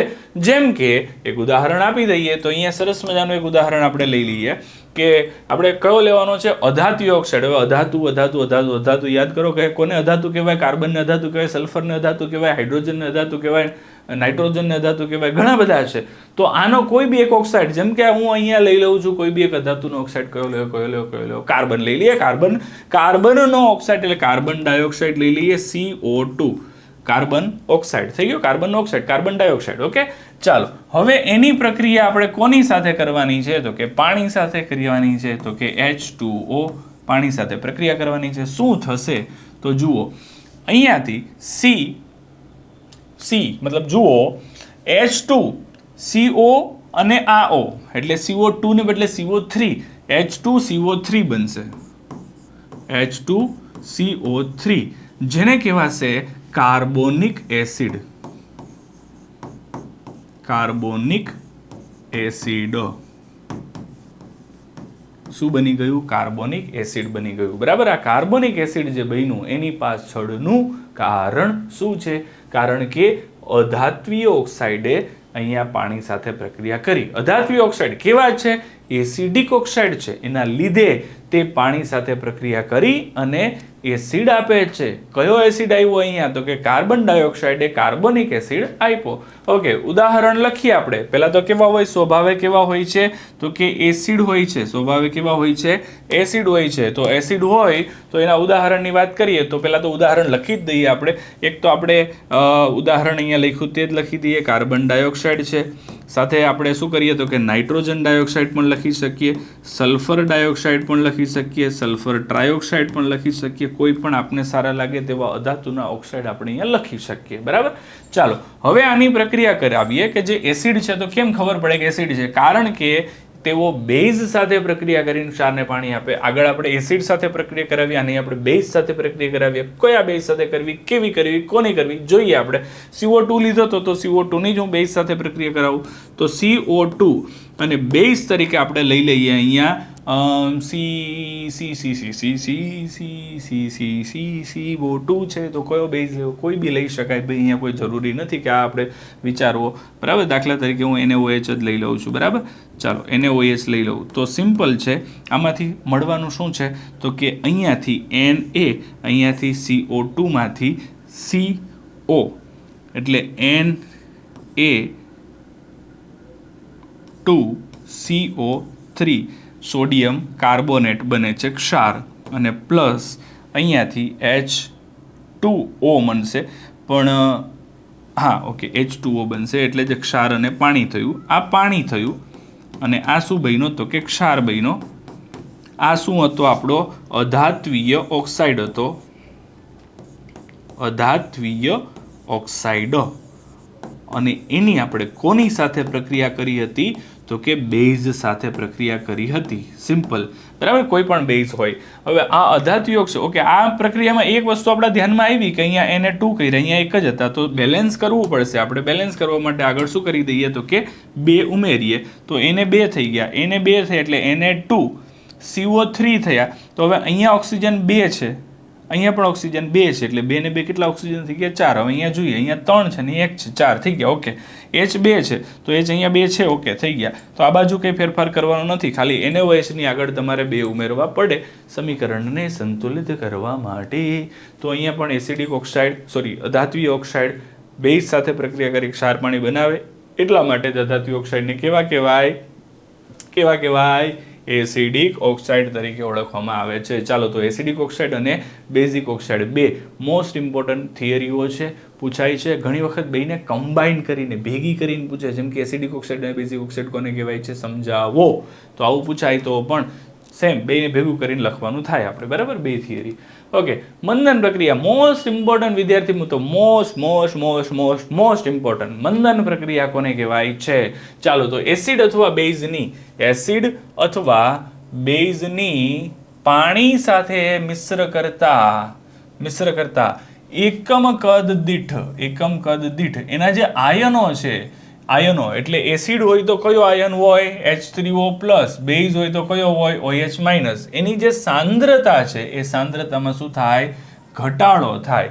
આ પ્રક્રિયાને શું કહેવાય? મંદન પ્રક્રિયા કહેવાય. સાંદ્રતામાં ઘટાડો થાય. કોની સાંદ્રતામાં? તો કે તેના આયનોની. આયનો કયા? એસિડ હોય તો H3O+ આયન, અને બેઝ હોય તો કયો? OH- ion. એની સાંદ્રતામાં શું થાય છે? ઘટાડો થાય છે. અને આ પ્રક્રિયાને શું કહેવાય? મંદન પ્રક્રિયા કહેવાય. આવા એસિડ અથવા બેઝ, એટલે કે જે મંદન પ્રક્રિયાથી એસિડ અથવા બેઝ મળે, એવા એસિડ અથવા બેઝને મંદ એસિડ અથવા તો મંદ બેઝ તરીકે ઓળખવામાં આવે છે. એટલે મંદન પ્રક્રિયા થયા પછીના જે એસિડ અથવા બેઝ છે. એટલે મંદન પ્રક્રિયા થાય કોની સાથે? તો કે સાંદ્ર એસિડ અને પાણી વચ્ચે. સાંદ્ર એસિડ અને પાણી બે ભેગા થાય એટલે એમાંથી મંદ એસિડ અને શું બને છે? પાણી બને છે. દાખલા તરીકે સાંદ્ર નાઇટ્રિક એસિડ છે, બરાબર, કે પછી સલ્ફ્યુરિક એસિડ છે, એમાં પાણીમાં ખૂબ જ ધીમે ધીમે સતત હલાવતા જઈને આપણે જો ઉમેરતા જઈએ તો સાંદ્ર નાઇટ્રિક એસિડ જે છે એ શું બની જાય છે? તો કે એની સાંદ્રતામાં શું થાય છે? ઘટાડો થાય છે અને દ્રાવણ કેવું બને છે? તો કે મંદ બને છે. બરાબર, કોઈ બી ઉદાહરણ તમે અહીંયા બતાવી શકો. અહીંયા બે છે, સાંદ્ર નાઇટ્રિક એસિડ અને સાંદ્ર સલ્ફ્યુરિક એસિડ. મેં ખાલી નાઇટ્રિક એસિડ ઉપર પોઈન્ટ આઉટ કર્યું છે, તો તમે 1 લખો તો પણ ચાલે, 2 લખો તોય ચાલે, 3 લખો તોય ચાલે, તમારી અનુકૂળતા મુજબ જેટલા યાદ આવે એટલા લખી શકો. કોઈ બી એસિડનું નામ લખવાનું છે અને એ એસિડમાં પાણી ઉમેરતા, પાણીમાં એ એસિડને ઉમેરતા ધીમે ધીમે હલાવતા જવાથી એ કેવું થતું જાય છે? તો કે મંદ થતું જાય છે. કેવું થતું જાય છે? મંદ થતું જાય છે. મંદન પ્રક્રિયા આટલી જ છે, આનાથી વિશેષ કંઈ એમાં આવતું નથી. બરાબર, ચાલો ત્યાર પછીની વાત કરીએ તો ટૂંક નોંધ લખો. પીએચ માપક્રમ બહુ જ મોસ્ટ ઇમ્પોર્ટન્ટ પોઈન્ટ છે વિદ્યાર્થીઓ, તો મોસ્ટ ઇમ્પોર્ટન્ટ પોઈન્ટ પીએચ માપક્રમ. બરાબર, ચાલો 3 માર્કની અંદર પૂછાઈ શકે એવી થિયરી, ક્યારેક 4 માર્કમાં પણ પૂછી નાખે છે. દ્રાવણમાં રહેલા હાઇડ્રોજન આયનની સાંદ્રતા માપવા માટે વિકસાવવામાં આવેલા માપક્રમને, દ્રાવણમાં રહેલા હાઇડ્રોજન આયનોની સાંદ્રતા માપવા માટે વિકસાવવામાં આવેલ માપક્રમને શું કહેવાય છે? પીએચ માપક્રમ તરીકે ઓળખવામાં આવે છે. હાઇડ્રોજન આયનની સાંદ્રતા માપવા માટે વિકસાવવામાં આવેલો એકમ, એવો એકમ કે જેની વિકસાવવામાં જ શા માટે આવ્યો? તો કે એમાં હાઇડ્રોજન આયન જે છે એની સાંદ્રતાને નોંધી શકાય અથવા તો માપી શકાય એના માટે. બરાબર, ચાલો તો અહીંયા પીએચ માપક્રમ છે તે ક્યાંથી ક્યાં સુધી હોય? તો કે 0 થી 14 સુધીનું એ માપન કરી શકે. મતલબ તમને પીએચ કેટલી મળી શકે? 0 થી શરૂઆત કરી અને 14 સુધીની મળી શકે. 0 થી ઓછી ક્યારે ના હોય, 14 થી વધારે ક્યારે ના હોય. આ એની રેન્જ છે, પીએચની રેન્જ. બરાબર, એમાં એસિડિક, બેઝિક ને તટસ્થ આપણે જાણી શકીએ. કઈ રીતે જાણી શકીએ? તો કે જો એનું મૂલ્ય 7 થી કેવું હોય? ઓછું હોય તો દ્રાવણ કેવું કહેવાય? એસિડિક કહેવાય. જો એનું મૂલ્ય 7 હોય, મૂલ્ય પરફેક્ટ કેટલું હોય? 7 હોય, તો દ્રાવણ કેવું હોય? તટસ્થ હોય. અને જો 7 થી કેવું હોય? વધુ હોય તો દ્રાવણ કેવું હોય? બેઝિક હોય. બસ આ 3 જ યાદ રાખવાના છે. સિમ્પલ. 0, 7, 14. અહીંયા 7 ઉપર દ્રાવણ કેવું બની જાય છે? તટસ્થ બની જાય છે. અહીંયાથી આમ આગળ જાઓ એટલે કેવું બને? તો કે બેઝિક બને. અને અહીંયાથી આમ જાઓ તો કેવું બને? એસિડિક બને. બસ આવો કંઈક ગ્રાફથી યાદ રાખો તો તમને તરત યાદ રહી જાય. 0 થી 7 સુધી એસિડિક હોય, 7 તટસ્થ થઈ જાય. પરફેક્ટ 7 થઈ ગઈ તો તટસ્થ. 7 થી નાનું મૂલ્ય થોડુંક પણ હોય તો એ એસિડિક હોય. 7 થી થોડુંક પણ વધારે મૂલ્ય હોય તો એ બેઝિક થઈ જાય. 14 સુધી એ બેઝ રહી. સૌથી વધારે એસિડિક 0 પર હોય, સૌથી વધારે બેઝિક 14 પર હોય, સૌથી ઓછું એસિડિક 7 ની નજીકનું મૂલ્ય 6.9 હોઈ શકે, 6.95, 6.99 સૌથી ઓછું. 6.95 કરતા 6.99 ઓછું એસિડિક છે. એવી જ રીતે 7 થી જેમ આગળ જાઓ તેમ શું થાય? બેઝિકતા વધતી જાય. ઓકે, આપણે એને સમજીએ. અહીંયા જેમ હાઇડ્રોજન આયનની સાંદ્રતા વધે, H+ આયનની સાંદ્રતા વધે તેમ pH નું મૂલ્ય કેવું થાય? ઓછું થાય. બરાબર, મતલબ 7 pH જે છે એના કરતા તમે જેમ જેમ નીચે આવો તેમ તેમ pH નું મૂલ્ય જેમ જેમ નીચે આવો તેમ તેમ એસિડિકતા શું થાય? વધે. બરાબર, અહીંયા કીધું છે આયનની સાંદ્રતા વધે એટલે દ્રાવણ વધુ એસિડિક બનતું જાય. 7 થી નીચે આવો તેમ, બરાબર, pH 7 કરતા ઓછી થતી જાય તેમ દ્રાવણ વધુ એસિડિક બનતું જાય અને તેના હાઇડ્રોજન આયનની સાંદ્રતા શું થતી જાય? વધતી જાય. એવી જ રીતે હાઇડ્રોજન આયનની સાંદ્રતા કેવી થતી જાય? ઓછી થતી જાય તેમ pH નું મૂલ્ય વધતું જાય, દ્રાવણ ઓછું એસિડિક થતું જાય. મતલબ તમે pH વધારતા જાઓ 1 થી 2, 3, 4 તો અહીંયા દ્રાવણ ઓછું એસિડિક થવા લાગશે, એની સાંદ્રતા ઘટવા લાગશે. બરાબર, ચાલો તો અહીંયા હાઇડ્રોક્સાઇડ આયન છે એટલે કે OH- ની સાંદ્રતાની વાત કરીએ તો એમાં એનો મૂલ્યમાં વધારો થાય તો pH પણ શું થાય? વધે. દ્રાવણ વધુ બેઝિક બને અને એની મૂલ્ય છે, એની સાંદ્રતા છે એ ઓછી થાય તેમ pH નું મૂલ્ય પણ ઓછું થાય અને દ્રાવણ પણ ઓછું બેઝિક થાય છે. સિમ્પલ, એકદમ સોબર. બરાબર, pH નું મૂલ્ય જો અહીંયા શું થાય તો કે H ના મૂલ્યમાં વધારો થાય, H ની સાંદ્રતા વધે તો pH ઘટે, એસિડિકતા વધે. પણ OH ની સાંદ્રતા વધે તો pH પણ વધે, બેઝિકતા પણ વધે. આટલો સિમ્પલ કોન્સેપ્ટ છે. માપવા માટે pH ને માપવા માટે pH પેપર અથવા તો સાર્વત્રિક સૂચક છે એનો ઉપયોગ કરી શકાય. સાર્વત્રિક સૂચક જે છે એક દ્રાવણ છે. pH પેપર લિટમસ પેપરની જેમ એક પેપર આવે, પીળા કલરનું પેપર હોય, તો આનો ઉપયોગ શું કરી શકીએ છીએ આપણે સાંદ્રતા માપવા માટે કરી શકીએ છીએ. ચાલો, આ આખો કોન્સેપ્ટ છે ને એને સમજવા માટે હું તમને એક નાનકડી એવી વસ્તુ આપું છું. અહીંયા એસિડિકતા વધે, H+ સાંદ્રતા વધે ત્યારે pH શું થાય? ઘટે. આ બેઝિકતા વધે, OH- ની સાંદ્રતા વધે, pH વધે. તો pH વધે ત્યારે શું થાય, pH ઘટે ત્યારે શું થાય, એ બે વસ્તુ આપણે અહીંયા સમજી ગયા. બરાબર? એટલે અહીંયા pH ઘટે ત્યારે 7 કરતા ઓછી થાય. ઘટે એનો મતલબ 7 કરતા ઓછી, વધે એનો મતલબ અહીંયા 7 કરતા વધે. બરાબર? 7 કરતા વધતી જાય. OH- ની સાંદ્રતા વધે ત્યારે. પણ જો H+ સાંદ્રતા ઘટે, વધવાને બદલે ઘટે, તો pH છે તે વધે. પણ કેવી? તો કે 7 સુધી જ, 7 થી વધી જાય એવું બને નહીં. બરાબર? કારણ કે દ્રાવણ એસિડિક જ છે ને, તો 7 થી વધી જાય એવું બનશે નહીં. પણ H+ ને બદલે OH- હોય, એની સાંદ્રતા વધે. કોઈ દ્રાવણમાં H+ અને OH- બે એક સાથે હોય એવું પોસિબલ નથી. અથવા તો જો બે સાથે હોય તો દ્રાવણ કેવું હોય? તટસ્થ હોય. બે સાથે હોતા નથી. એટલે બેમાંથી એક અહીંયા વધારે માત્રામાં હશે. જો જે વધારે માત્રામાં હશે એવું અહીંયા pH છે તે રહેશે. અને બે સરખી માત્રામાં હોય તો દ્રાવણ તટસ્થ બની જાય. જેમ કે આપણે આગળ તટસ્થીકરણ પ્રક્રિયામાં જોયું કે એસિડ પ્લસ બેઝ થાય તો ક્ષાર પ્લસ પાણી બની જાય. તો આ શું થઈ ગયું? તટસ્થ થઈ ગયું. ત્યારે pH કેટલી થઈ જાય? 7 થઈ જાય. કેમ 7 થઈ જાય? કારણ કે બે ભેગા થઈ ગયા. એમાં H+ OH- બે છે એટલે તો H2O બન્યું. H+ OH- ભેગું થઈને H2O બન્યું. તો તટસ્થ થઈ ગયું. બરાબર? ચાલો, તો એ પ્રમાણે અહીંયા વસ્તુ બને છે. હવે દૈનિક જીવનમાં pH નું મહત્વ. વિદ્યાર્થી મિત્રો, ખાસ આ વસ્તુને હું થોડી શોર્ટમાં સમજાવું છું, પણ તમારે બહુ ખાસ અગત્યની વસ્તુ છે. આ 5 મુદ્દા જે છે આના, બરાબર, જેમાંથી પહેલો મુદ્દો છે સજીવોના અસ્તિત્વમાં pH નું મહત્વ. બહુ સિમ્પલ, સરળ, સાદી ભાષામાં સમજીએ તો જ્યારે સજીવ છે એના અંદર, એટલે કે આપણા શરીરમાં જે અંદરની જે પ્રક્રિયાઓ થાય બધી, એ 7 થી 7.8 pH ના ગાળામાં જ થાય. કેટલો ગાળો છે આ? 7 થી 7.8. બધી જ જૈવિક ક્રિયાઓ અથવા દેહધાર્મિક ક્રિયાઓ એ આ ગાળામાં થાય છે. હવે આમાં જો ફેરફાર થાય ને તો શું થાય? આમાં ફેરફાર થાય તો આ બધી જ જે જૈવિક ક્રિયાઓ થાય એમાં શું થાય? ખલેલ પહોંચે. એટલે આમાં ફેરફાર આપણે ક્યારેય થવા દેવાનો નથી. એટલે આપણા શરીરની અંદર બધી જ ક્રિયા 7 થી 7.8 pH ની વચ્ચે જ થાય, એનું આપણે ધ્યાન રાખવાનું છે.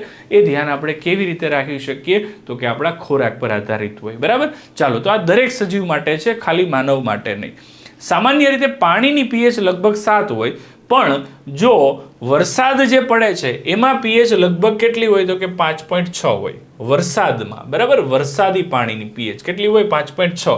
પણ જો એની pH 5.6 કરતા કેવી થઈ જાય? ઓછી થઈ જાય, એટલે ઘટી જાય, તો વરસાદ કેવો બની જાય? એસિડ વર્ષા બની જાય. અને આવા એસિડ વરસાદનું પાણી જો નદી કે તળાવ કે જળાશયમાં ક્યાંય પણ પડે તો ત્યાંના પાણીની pH પણ શું થાય? તો કે ઘટે. નદી કે તળાવ કે એના વગેરેની.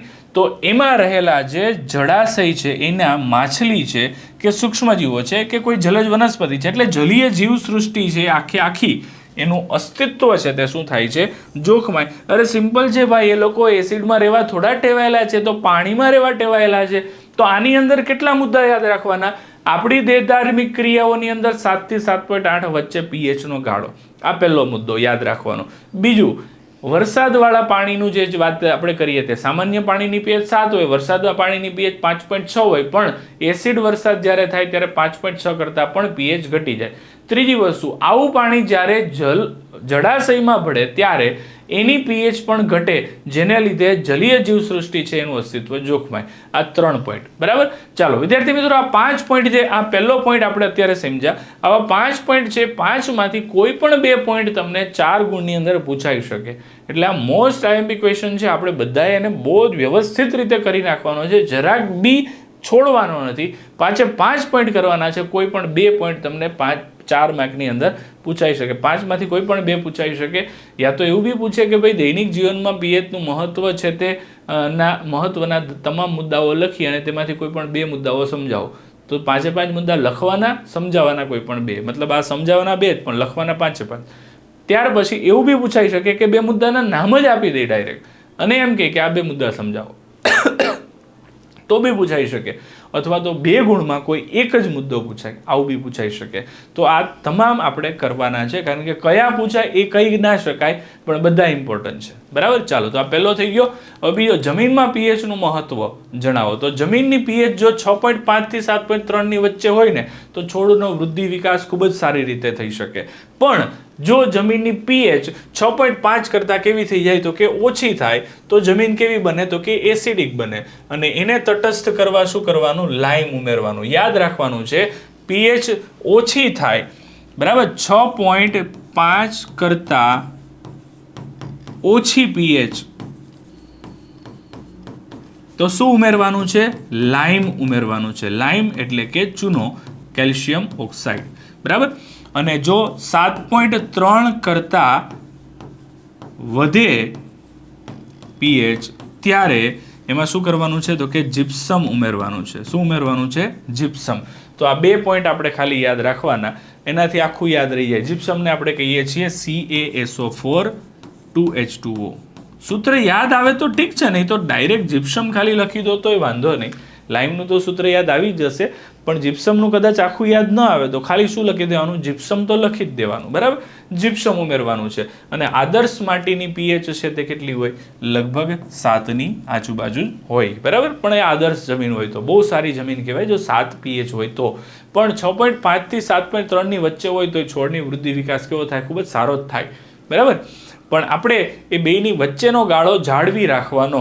અને એ જાળવવા માટે શું કરી શકાય તો કે માટીનો થોડો સેમ્પલ લઈ અને એને શું કરવાની તો કે માટીનો સેમ્પલ એટલે એકદમ ઉપરથી નહીં, થોડી અંદરથી, બરાબર, અંદર ખોદીને થોડી અંદરથી માટીનો સેમ્પલ લઈ અને એને પાણીમાં બરાબર હલાવી નાખવાની, કસનડીમાં લઈને. પછી માટીને નીચે બેસી જવા દેવાની. પછી ઉપર જે પાણી આવ્યું છે એને નિતારીને અલગ કરી અને એ પાણીને આપણે શું કરવાનું છે તો કે એની પીએચ માપવાની છે. એના માટે તમે પીએચ પેપરનો સાર્વત્રિક સૂચક જે છે તેનો યા તો જે કોઈ પણ પીએચ મીટર પણ આવે એને માપવા માટેના, તો આવા કોઈ પણ સાધનની મદદથી એને પીએચ લેબોરેટરીમાં જઈને તમે કહો કે આની પીએચ માપવી છે તો માપી આપે આપણે. બરાબર. જે કેમિકલ લેબોરેટરી હોય છે તે. બરાબર. ક્લિનિકલ લેબોરેટરી નહીં, કેમિકલ લેબોરેટરી. ક્લિનિકલ લેબોરેટરીમાં આપણે આપણા રિપોર્ટ કરાવી શકીએ. આવા કોઈ રિપોર્ટ કરાવવા હોય તો એના માટેની કેમિકલ લેબોરેટરી હોય તો એની અંદર જઈ અને પીએચ તમે મપાવી શકો. બરાબર. તો આ પીએચ માપી અને આપણે ખ્યાલ આવી જાય કે આપણી જમીન છે એની પીએચ કેટલી છે, આ રેન્જની અંદર છે તો જમીન સારી છે, કોઈ વાંધો નથી. પણ આ જમીન આ રેન્જમાં ન હોય તો આપણે આ બેમાંથી એક વસ્તુ, ક્યારેક કઈ વસ્તુ કરવાની છે તો કે 6.5 થી ઓછી હોય તો ચૂનો નાખવાનો છે, એટલે કે લાઇમ નાખવાનો છે. 7.3 થી વધારે હોય તો જીપ્સમ નાખવાનું છે. બધાને ખબર જ છે કે આ બધી વસ્તુ બજારમાં સીધી અવેલેબલ છે. ચૂનોય અવેલેબલ છે અને ખાસ કરીને ખેડૂતો માટેના જે એગ્રો સેન્ટર્સ જે હોય છે, બરાબર, એની અંદર આ 2 વસ્તુ તમને મળી જાય અને જેટલા પ્રમાણમાં જોતી એટલા પ્રમાણમાં મળી જાય છે.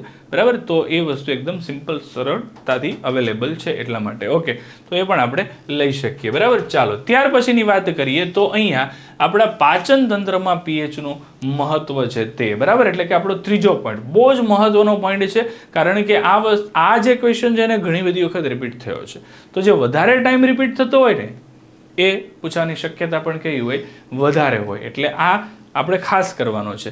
પાચન તંત્રમાં પીએચનું મહત્વ. તો આપણા પાચન તંત્રમાં અગત્યનું અંગ જે છે પાચન માટેનું એ કેવું છે તો કે જઠર છે. આપણે બધા જ જે ભણી ગયા છીએ આગળ 5મા ચેપ્ટરમાં, એમાં આપણે ખબર છે કે જઠર છે તે હાઇડ્રોક્લોરિક એસિડ મુક્ત કરે છે. કયો એસિડ? હાઇડ્રોક્લોરિક એસિડ, એટલે કે HCl. હવે એ જઠરને કંઈ નુકસાન તો નથી પહોંચાડતો, કારણ કે શ્લેષ્મનું આવરણ છે એટલે નુકસાન પહોંચે નહીં. પણ જો અપચો થાય તો અપચા દરમિયાન શું થાય? જઠર વધુ HCl ઉત્પન્ન કરે અને ત્યારે શું થાય તો કે એનાથી જઠરમાં બળતરા થાય, દર્દ થાય, બળતરા થાય, જેને આપણે શું કહીએ છીએ? નોર્મલી એસિડિટી તરીકે ઓળખીએ છીએ. અને એસિડિટી જ્યારે પણ આપણે થાય છે તો એ સમય દરમિયાન આપણે એના ઉપચાર માટે શું કરવું? બેઝિક પદાર્થો વાપરો. ભાઈ સિમ્પલ છે. એસિડ વધી ગયું તો એને તટસ્થ કરવાનું છે. તટસ્થ કરવા શું કરવાના? બેઝિક પદાર્થ વાપરવાના છે. અને એ જે પદાર્થનો ઉપયોગ તમે કરો એ બેઝિક એટલે કે એન્ટાસિડ અથવા તો પ્રતિ એસિડ. એસિડનો પ્રતિકાર કરે એટલે પ્રતિ એસિડ શબ્દ અહીંયા વાપરેલો છે. ઇંગ્લિશ શબ્દ છે એન્ટાસિડ, ગુજરાતી શબ્દ છે પ્રતિ એસિડ. તો એન્ટાસિડ અથવા પ્રતિ એસિડ છે એનો ઉપયોગ કરી અને એસિડિટીમાં રાહત મેળવી શકાય છે. ચાલો, તો આ વધારાના એસિડને શું કરે છે તો કે અહીંયા તટસ્થ કરે છે, એટલે આપણું જઠર છે તે તટસ્થ થઈ જાય અને આ જે દર્દ અને બળતરા થતી હોય એ ઓછી થઈ જાય. વિદ્યાર્થી મિત્રો, ઓન ધ સ્પોટ તરત બળતરા બંધ ન થઈ જાય, કારણ કે ઓલરેડી એસિડે અસર કરી દીધી છે એટલે આપણે બળતરા થાય છે. એ અસર કરી દીધી છે એટલે હવે વધારાનો એસિડ જે આપણે વધારે બળતરા કરાવી શકે એમ છે એને આપણે રોકી દીધો છે, પણ જે ઓલરેડી અસર થઈ ગઈ છે એને હીલ થવા માટે થોડો સમય લાગે, એમાં રાહત થતા થોડો સમય લાગે, પણ જે વધારાનો એસિડ જે હતો એને તટસ્થ કરી દીધો એટલે એ આપણે શું થઈ જશે તો કે હવે વધારે અસર કરશે નહીં. પણ એ જરૂરી છે કે તરત જ આ એન્ટાસિડ પદાર્થનો ઉપયોગ કરવામાં આવે. ખાસ કરીને અહીંયા મેગ્નેશિયમ હાઇડ્રોક્સાઇડ એટલે કે મિલ્ક ઓફ મેગ્નેશિયા છે એનો ઉપયોગ કરવામાં આવે, જેને MgOH ટ્વાઇસ આ એનું સૂત્ર છે મેગ્નેશિયમ હાઇડ્રોક્સાઇડનું. અથવા તો ખાવાના સોડા છે એનો ઉપયોગ કરવામાં આવે છે, જે કેવા છે તો કે મંદ બેઝ છે. બરાબર, મંદ બેઝ આ હેતુ માટે ઉપયોગ. ખાવાનો સોડા છે એમાંથી જ આપણે જે ઇનો જે એસિડિટીની રાહત માટે ઉપયોગ કરતા હોઈએ છીએ એમાંથી જ બનતો હોય છે. બરાબર, તો ખાસ આ પોઈન્ટ. બરાબર, ત્યાર પછીની વાત કરીએ તો દાંતનું ક્ષયન રોકવામાં પિયતનું મહત્વ. વિદ્યાર્થી મિત્રો, બહુ જ સિમ્પલ છે કે આપણા દાંતમાં સડો લાગી જાય છે. શું કામ લાગી જાય? કારણ કે જ્યારે આપણા મુખની અંદરની જે pH છે એ pH નું મૂલ્ય કેટલું તો કે 5.5 કરતાં કેવું થઈ જાય? ઘટી જાય. 5.5 કરતાં પણ કેવું થઈ જાય? ઘટી જાય. તો એ સમય દરમિયાન શું થાય તો કે દાંતને સડો લાગે છે. શું થાય? દાંતને સડો. હવે દાંતની ઉપરનું જે આવરણ છે ને એ તો કેલ્શિયમ ફોસ્ફેટનું બનેલું છે અને એટલું સખત છે આપણા શરીરમાં કે એને પાણીમાં ક્યારેય એનું શું થતું નથી? ખવાણ થતું નથી. પાણીમાં એ ખવાઈ જાય એવી કોઈ પોસિબિલિટી છે જ નહીં. બરાબર, એવું ક્યારેય બનવાનું જ નથી કે ખવાઈ જાય. તો આપણા શરીરમાં પાણી મતલબ મુખમાં પાણી ગમે એટલી માત્રામાં જાય કે ખોરાક ખાઈએ કે કંઈ બી, દાંતને સડો નથી લાગવાનો. ક્યારે લાગશે? જ્યારે 5.5 કરતાં pH ઘટી જાય ત્યારે. પણ આ 5.5 કરતાં pH ઘટે શું કામ? એવું તો શું થાય કે pH ઘટી જાય? તો એને ખાસ સમજીએ કે એ ત્યારે થાય છે કે જ્યારે મોંમાં ખોરાક ખાધા બાદ એટલે ખોરાકના થોડા કણો તથા શર્કરા જે મુખમાં બાકી રહી જાય છે એનું બેક્ટેરિયા છે એ શું કરે છે તો કે વિઘટન કરે છે અને શું બનાવે છે? એસિડ બનાવે છે. હવે આ એસિડ છે એ શું કરશે? pH ઘટાડશે. કેટલી ઘટાડશે? એ નક્કી થાય કોના પર? તો કે આ શર્કરાનું પ્રમાણ કેટલું છે એના પર, મતલબ સુગરનું પ્રમાણ કેટલું છે. તમને એવું વડીલો કહેતા હોય કે તમને કોઈક ને કોઈક એવું સમજાવતા હોય કે બહુ ચોકલેટ ખાવ તો દાંત સડી જાય. કેમ? કારણ કે ચોકલેટની અંદર આ શર્કરા એટલે કે સુગરનું પ્રમાણ ઢગલો બંધ છે અને એ તમને શું કરી શકે છે તો કે આ બેક્ટેરિયાને મદદ મળે એનાથી. એટલે સુગર જેટલી ઓછી હશે એટલી આ અસર ઓછી થાય, એટલે એટલો એસિડ ઓછો બનશે અને જેટલો ઓછો એસિડ બનશે એટલી pH છે તે ઘટવાના ચાન્સ કેવા રહી તો કે ઓછા રહી. બાકી 5.5 કરતાં pH ઘટી ગઈ તો દાંતને સડો લાગ્યા વગર રહેશે નહીં. હવે આને અટકાવવા શું કરી શકાય? ભલે ચોકલેટ ખાધી છે, સુગર લીધી છે, ખોરાકના કણો બાકી પણ રહી ગયા છે મુખમાં, તો તરત આપણે એવું કરવાનું છે કે ખોરાક ખાધા પછી અને સૂતા પહેલા દાંતને સાફ કરવા એ દાંતને ક્ષયન અટકાવવા માટેનો ઉપાય છે. જનરલી આપણે ખોરાક ખાઈ લીધા પછી મોઢાની અંદર રહેલો બાકી રહેલો ખોરાક છે એને બરાબર સાફ કરવા માટે મસ્ત પાણી થોડું પાણી પી અને કોગળો કરીને પાણી આપણે ગળી જઈએ તો મુખમાં કોઈ ખોરાક રહેતો નથી, બધો અંદર જતો રહ્યો. એટલે આ વસ્તુથી શું કરી શકાય છે તો કે આપણે બચી શકીએ છીએ. અને સેકન્ડ થિંગ કે દાંતને સડો લાગે એના કરતાં બેટર એની પહેલાં આપણે શું કરી નાખીએ, બ્રશ કરી નાખીએ. જનરલી રાત્રે મુખ વધારે સમય સુધી બંધ રહી તો ત્યારે આ બેક્ટેરિયાને શું થઈ જાય તો કે વધારે ટાઈમ મળી ગયો, એટલે કે એક એવું એટમોસ્ફિયર મળી ગયું કે જેમાં એને વધારે બેનિફિટ થશે આ એસિડ બનાવવા માટે. તો એ ટાઈમ આપણે એને આપવાનો નથી, કારણ કે ટાઈમ તો એને આપણે આપશું જ. ટાઈમ તો આખી રાત આપણું મુખ બંધ રહેશે એટલે તો મળવાનો જ છે, પણ એ સમય દરમિયાન દાંત છે, મુખ છે, એની અંદર અહીંયા શું નહીં હોય તો કે ખોરાક વધેલો પણ નહીં હોય, અને શું નહીં હોય સાથે સાથે તો કે શર્કરા પણ નહીં હોય. એના લીધે અંદર શું થશે નહીં તો કે આ કઈ વસ્તુ થવાની નથી. અને સાથે સાથે જે આપણે ટૂથપેસ્ટનો જે ઉપયોગ કરીએ છીએ એ સામાન્ય રીતે કેવી હોય તો કે બેઝિક હોય, કે જે મુખમાં જે વધારાનું એસિડ છે એને શું કરી નાખે તો કે તટસ્થ કરી નાખે છે. બરાબર, તો આ એક સિમ્પલ વસ્તુ છે જેનાથી આપણે દાંતનું ક્ષયન અટકાવી શકાય. અને લાસ્ટ આનો પોઈન્ટ જે છે તે મધમાખીના ડંખની અસરના ઉપચારમાં. તો મધમાખી જ્યારે ડંખ મારે ત્યારે ખરેખર શું કરે છે તો કે અહીંયા એ એક એસિડ મુક્ત કરે છે, અને એ એસિડ છે એને લીધે આપણે દર્દ થાય છે અને સોજો આવે છે. મધમાખી ડંખ મારે કે કીડી ડંખ મારે, કીડી ચટકો ભરે, બેયમાં એસિડ જ મુક્ત થાય, પણ કીડી ચટકો ભરે ત્યારે એટલી અસર નથી થતી જેટલી મધમાખીમાં થાય. કેમ? કારણ કે મધમાખી વધારે માત્રામાં એસિડ મુક્ત કરે એટલા માટે, અને એ એસિડ પણ થોડો વધારે સાંદ્ર પણ હોય છે એટલા માટે. એસિડ બંને એક જ છે પણ સાંદ્રતા વધારે હોય મધમાખીમાં. મધમાખીના ડંખની અસરમાં રાહત મેળવવા માટે બેકિંગ સોડા નું એક પેસ્ટ છે એ અહીંયા શું કરવામાં આવે તો કે આ એનું જલીય દ્રાવણ બનાવવામાં આવે, અને એને શું કરવામાં આવે ડંખની આસપાસના ભાગમાં શું કરવામાં આવે લગાડવામાં આવતું હોય છે. ડંખની આસપાસના ભાગમાં લગાડવામાં આવતું હોય છે, જેથી જે આ એસિડિક ઝેર છે એનું શું થઈ જાય તટસ્થીકરણ થઈ જતું હોય છે. એસિડિક ઝેરનું તટસ્થીકરણ થઈ જતું હોય છે, એટલે અહીંયા આ એક અસર શું થઈ જાય તો કે ઓછી થઈ જાય. હવે આ ઉપરાંત એક કવચ નામની એક તૃણીય વનસ્પતિ છે. તૃણીય વનસ્પતિ, એના પાંદડા છે ને એના ઉપર ડંખ હોય છે, એટલે રોમ આવેલા હોય, જે પણ મિથેનોઇક એસિડ મુક્ત કરે. અહીંયા પણ મિથેનોઇક એસિડ છે, અહીંયા પણ મિથેનોઇક એસિડ, અહીંયા લખ્યું નથી પણ આ મિથેનોઇક એસિડ જ મુક્ત કરશે. બરાબર, આ એસિડ જે મુક્ત કરે કયો હોય મિથેનોઇક એસિડ અથવા ફોર્મિક એસિડ, બે નામ છે એના. તો મિથેનોઇક એસિડ જ મુક્ત કરશે, અને એ મિથેનોઇક એસિડથી પણ શું થાય છે તો કે આપણે અહીંયા એનો જે સ્પર્શ થશે એનાથી શું થાય છે દાહક દર્દ થાય છે. એના ઉપચારમાં પણ સેમ આ વસ્તુ આપણે કરી શકીએ કે જે ખાવાનો સોડા એટલે બેઝિક પદાર્થ છે એનું અહીંયા જલીય દ્રાવણ એની આજુબાજુ લગાવી શકીએ. બરાબર, ચાલો તો સરસ મજાના આ 5 મુદ્દાઓ છે તે આપણે અહીંયા આપેલા છે.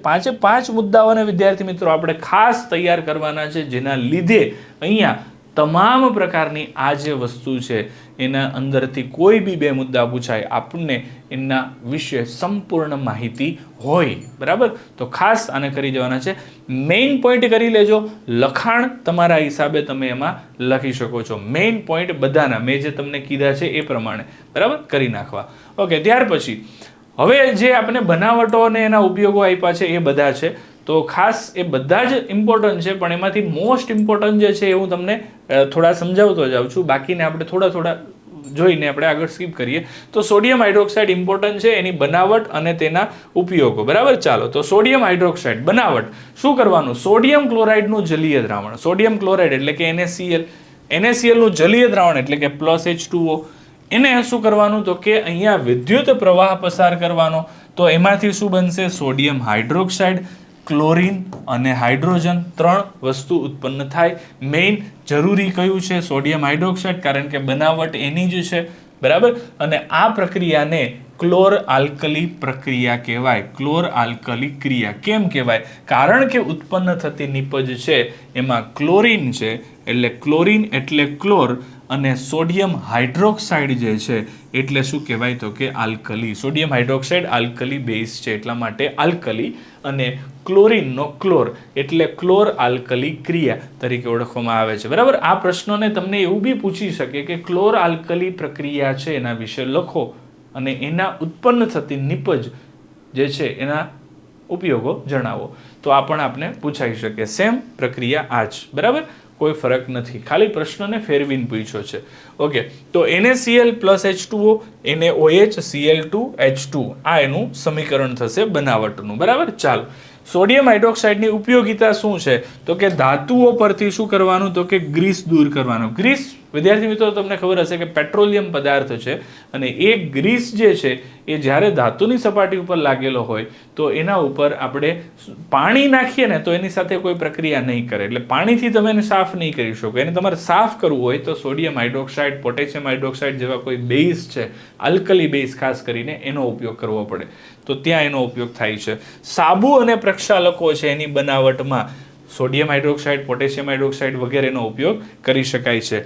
પેટ્રોલિયમના શુદ્ધિકરણમાં પેટ્રોલિયમ જ્યારે બને છે તો એમાંથી પેટ્રોલ, ડીઝલ, કેરોસીન, ઊંજણ તેલ વગેરે દૂર કરવા, અલગ કરવામાં આવે તો એના માટે શુદ્ધિકરણની પ્રોસેસ છે. એમાં સુતરાઉ કાપડને સુવાળું બનાવવા માટે, સુતરાઉ કાપડ જ્યારે બને છે ત્યારે એ કેવું હોય છે, થોડું કડક હોય છે, કઠણ હોય, પણ એ આપણા સુધી આવે ત્યાં સુધી એ સુવાળું બની જાય છે, કારણ કે બન્યા પછી એને સોડિયમ હાઇડ્રોક્સાઇડના દ્રાવણમાં થોડીવાર ડુબાડીને રાખવામાં આવે છે, જેથી કરીને સુવાળું બની જાય છે. અને પ્રયોગશાળામાં પ્રક્રિયક તરીકે, વિદ્યાર્થી મિત્રો આ જે છેલ્લો પોઈન્ટ છે ને ઉપયોગનો, પ્રયોગશાળામાં પ્રક્રિયક તરીકે, એ બધામાં લખી દેવાનો, બરાબર? કારણ કે બધા જ એવા હોય, રસાયણ વિજ્ઞાનમાં બધા જ સંયોજન એવા હોય કે જેનો પ્રયોગશાળામાં ઉપયોગ થતો જ હોય, બરાબર? તો લખી દેવાનું કોમન, પ્રયોગશાળામાં પ્રક્રિયક તરીકે. કોઈ પણ ઉદાહરણ યાદ ન આવે, કોઈ પણ આપને એના યુઝિસ, ઉપયોગ યાદ ન આવે તો આ તો લખી જ દેવાનું, પ્રયોગશાળામાં પ્રક્રિયક તરીકે, બરાબર? કારણ કે બધાનો જ ઉપયોગ થાય છે.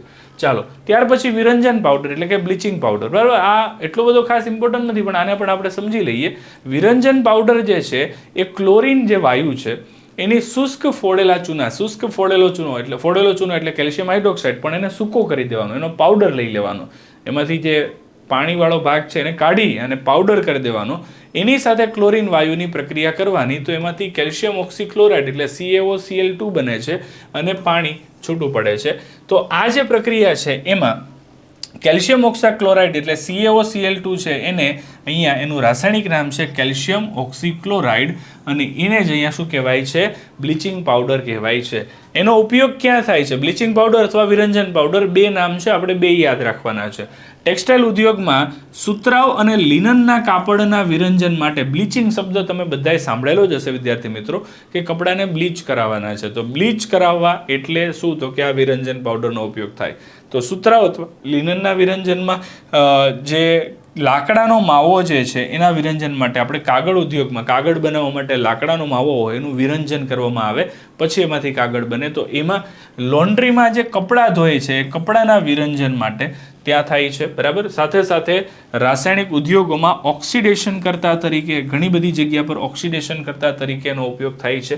અને સાથે સાથે પીવાના પાણીને અહીંયા શું કરવા માટે, જંતુરહિત કરવા માટે, જંતુનાશક તરીકે પણ તેનો ઉપયોગ થાય છે. જંતુનાશક એટલે પીવાનું પાણી જે છે એ પાણી આપણે શુદ્ધ કરવું હોય તો એમાં આનો ઉપયોગ કરી શકીએ. જનરલી ક્લોરીનનો ઉપયોગ થાય છે, પણ ક્લોરીનને બદલે આનો પણ ઉપયોગ કરી શકીએ, વિરંજન પાવડરનો, બરાબર? જનરલી ક્લોરીન છે એની ગોળી હોય છે એને એમાં નાખવામાં આવે છે પાણીની અંદર શુદ્ધિકરણ કરવા માટે. એટલે એ મતલબ બહુ ઓછા પ્રમાણમાં હોવું જોઈએ, કારણ કે જેટલું પ્રમાણ એનું વધશે એટલું એ પાછું આપણા માટે નુકસાનકારક બનશે, કારણ કે આપણા માટે ફાયદાકારક વાત એકેય નથી, બરાબર?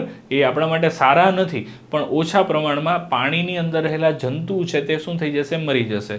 એટલે આપણે જંતુ રહિત થઈ જાય એટલે પીવાના પાણીને જંતુ રહિત કરવા માટે આનો ઉપયોગ કરી શકાય, એટલે કે વિરંજન પાવડરનો.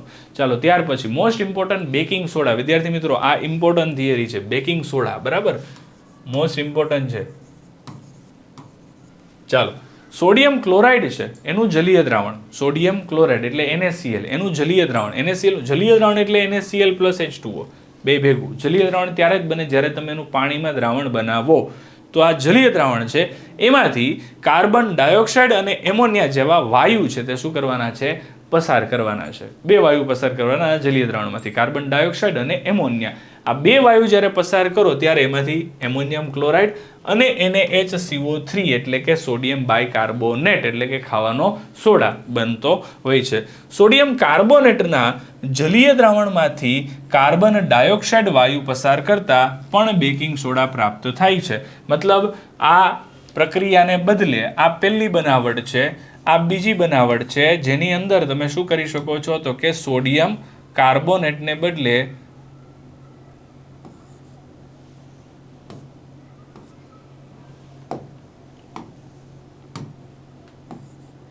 સોડિયમ ક્લોરાઇડને બદલે સોડિયમ કાર્બોનેટનું જલીય દ્રાવણ લઈ અને કાર્બન ડાયોક્સાઇડ વાયુ પસાર કરો, સોડિયમ કાર્બોનેટનું જલીય દ્રાવણ, આ એનું જલીય દ્રાવણ થઈ ગયું, એમાંથી કાર્બન ડાયોક્સાઇડ વાયુ પસાર કરો તો એમાંથી બેઠો ફક્ત આપણે શું મળશે? ખાવાનો સોડા મળશે, બરાબર. ચાલો, અને આ બેકિંગ સોડા છે એનું રાસાયણિક નામ જેમ કે મેં આગળ કીધું એમ સોડિયમ બાયકાર્બોનેટ અથવા તો સોડિયમ હાઇડ્રોજન કાર્બોનેટ છે. આ બે નામથી તમે એને બોલાવી શકો છો, બરાબર. Na એટલે સોડિયમ, H એટલે હાઇડ્રોજન, CO3 એટલે કાર્બોનેટ આયન. તો સોડિયમ હાઇડ્રોજન કાર્બોનેટ અથવા હાઇડ્રોજનને બદલે બાયકાર્બોનેટ શબ્દ પણ વાપરી શકાય છે. બિનક્ષારીય બેઝ છે, મતલબ બેઝિક પદાર્થ છે પણ ક્ષાર છે, બેઝિક ક્ષાર છે. એનો એવું પણ લખી શકાય કે બેઝિક ક્ષાર છે. આના જગ્યાએ તમે એવું લખી શકો છો બેઝિક ક્ષાર, બરાબર. મંદ બિનક્ષારીય બેઝને બદલે બેઝિક ક્ષાર લખી શકો. ખોરાક રાંધતી વખતે તમે જ્યારે એને ગરમ કરો ત્યારે નીચે મુજબની પ્રક્રિયા થઈ અને સોડિયમ કાર્બોનેટ બને. આને ગરમ કરો એટલે એમાંથી Na2CO3, H2O અને CO2 અલગ થાય. આ પ્રક્રિયાની ઊંધી પ્રક્રિયા, એની સેકન્ડ બનાવટની ઊંધી. આ ભેગું કર્યું એટલે આ બન્યું. આને ગરમ કરો તો આ 3 છૂટું પડી જાય, સેમ, બરાબર. ચાલો, તો આ સેમ પ્રોસેસ ઊંધી થઈ જાય. ક્યારે થાય? જ્યારે તમે એને ગરમ કરો છો ત્યારે. ખોરાકમાં તમે ખાવાના સોડાનો ઉપયોગ ખોરાકમાં કર્યો હશે, ખોરાકમાં કર્યો હોય તો ખોરાકને રાંધશો, ખોરાકને ગરમ કરશો. ખાસ કરીને ભજીયા છે, પકોડા છે કે આવી બ્રેડવાળી કોઈ બી વસ્તુ હોય તો એમાં પણ એ બધાને સોફ્ટ બનાવવા માટે આનો ઉપયોગ થાય, બરાબર. તો જ્યારે એમાં એનો ઉપયોગ થાય તમે ગરમ કરો એટલે એમાંથી આ 3 વસ્તુ બનશે. હવે આ તો એમાં ને એમાં રહેશે, પણ આ પાણી છે તે વરાળ સ્વરૂપે અને કાર્બન ડાયોક્સાઇડ ગેસ સ્વરૂપે એમાંથી બહાર નીકળશે. એટલે એમાં જગ્યા કરીને બહાર નીકળશે. હવે એ જે જગ્યા કરીને બહાર નીકળે ને એના લીધે એમાં વચ્ચે નાની જગ્યા થાય એટલે એ શું થાય તો કે પોચું બની જાય, બરાબર. તો આ એનો ઉપયોગમાં એક આ વસ્તુ ખાસ આવશે, બરાબર. તો ઉપયોગો કયા છે જુઓ તો એના ઉપયોગો છે બેકિંગ સોડા છે એ અને ટાર્ટ્રિક એસિડ. આ બે ભેગા કરો, બેકિંગ સોડા અને ટાર્ટ્રિક એસિડ, તો એમાંથી ખાદ્ય એસિડ જે છે એનું મિશ્રણ, ટાર્ટ્રિક એસિડ ખાદ્ય એસિડ છે, બેનું મિશ્રણ બેકિંગ પાવડર બનાવે. તો આ બેકિંગ પાવડરનો ઉપયોગ ઘણી બધી જગ્યા પર આપણે કરીએ છીએ. ઘણા બધા ખોરાકના વસ્તુ બનાવવા માટે આપણે બેકિંગ પાવડર વાપરતા હોઈએ છીએ. તો બેકિંગ પાવડર બનાવવા માટે, બરાબર. અને જો ગરમ કરવામાં આવે અથવા પાણી સાથે મિશ્ર કરવામાં આવે તો તેમાંથી CO2 વાયુ ઉદ્ભવે છે, જેના લીધે જ અહીંયા જે પાઉં છે એટલે કે બ્રેડ છે અથવા કેક છે અથવા ભજીયા છે એ ફૂલે. ખમણ, ઢોકળા વગેરે જેટલા પણ તમને શબ્દ નામ યાદ આવે કે જે આવા હોય પોચા, જેની અંદર બેકિંગ સોડાનો ઉપયોગ થયો હોય, ખાસ તો એ જેમાં બેકિંગ સોડાનો ઉપયોગ થયો હોય એ બધા નરમ ને પોચા બને. તો એની પાછળનું કારણ જ શું છે? કારણ કે એમાંથી કાર્બન ડાયોક્સાઇડ વાયુ શું થાય છે? ઇવોલ્વ થાય છે, એટલે કે નીકળે છે. એના લીધે એ કેવા બને? નરમ અને પોચા બને છે. એસિડિટીમાં રાહત મેળવવા માટે એન્ટાસિડ તરીકે પણ તમે એનો ઉપયોગ કરી શકો. રાહત મેળવવા એન્ટાસિડ તરીકે તમે એનો શું કરી શકો? ઉપયોગ કરી શકો છો.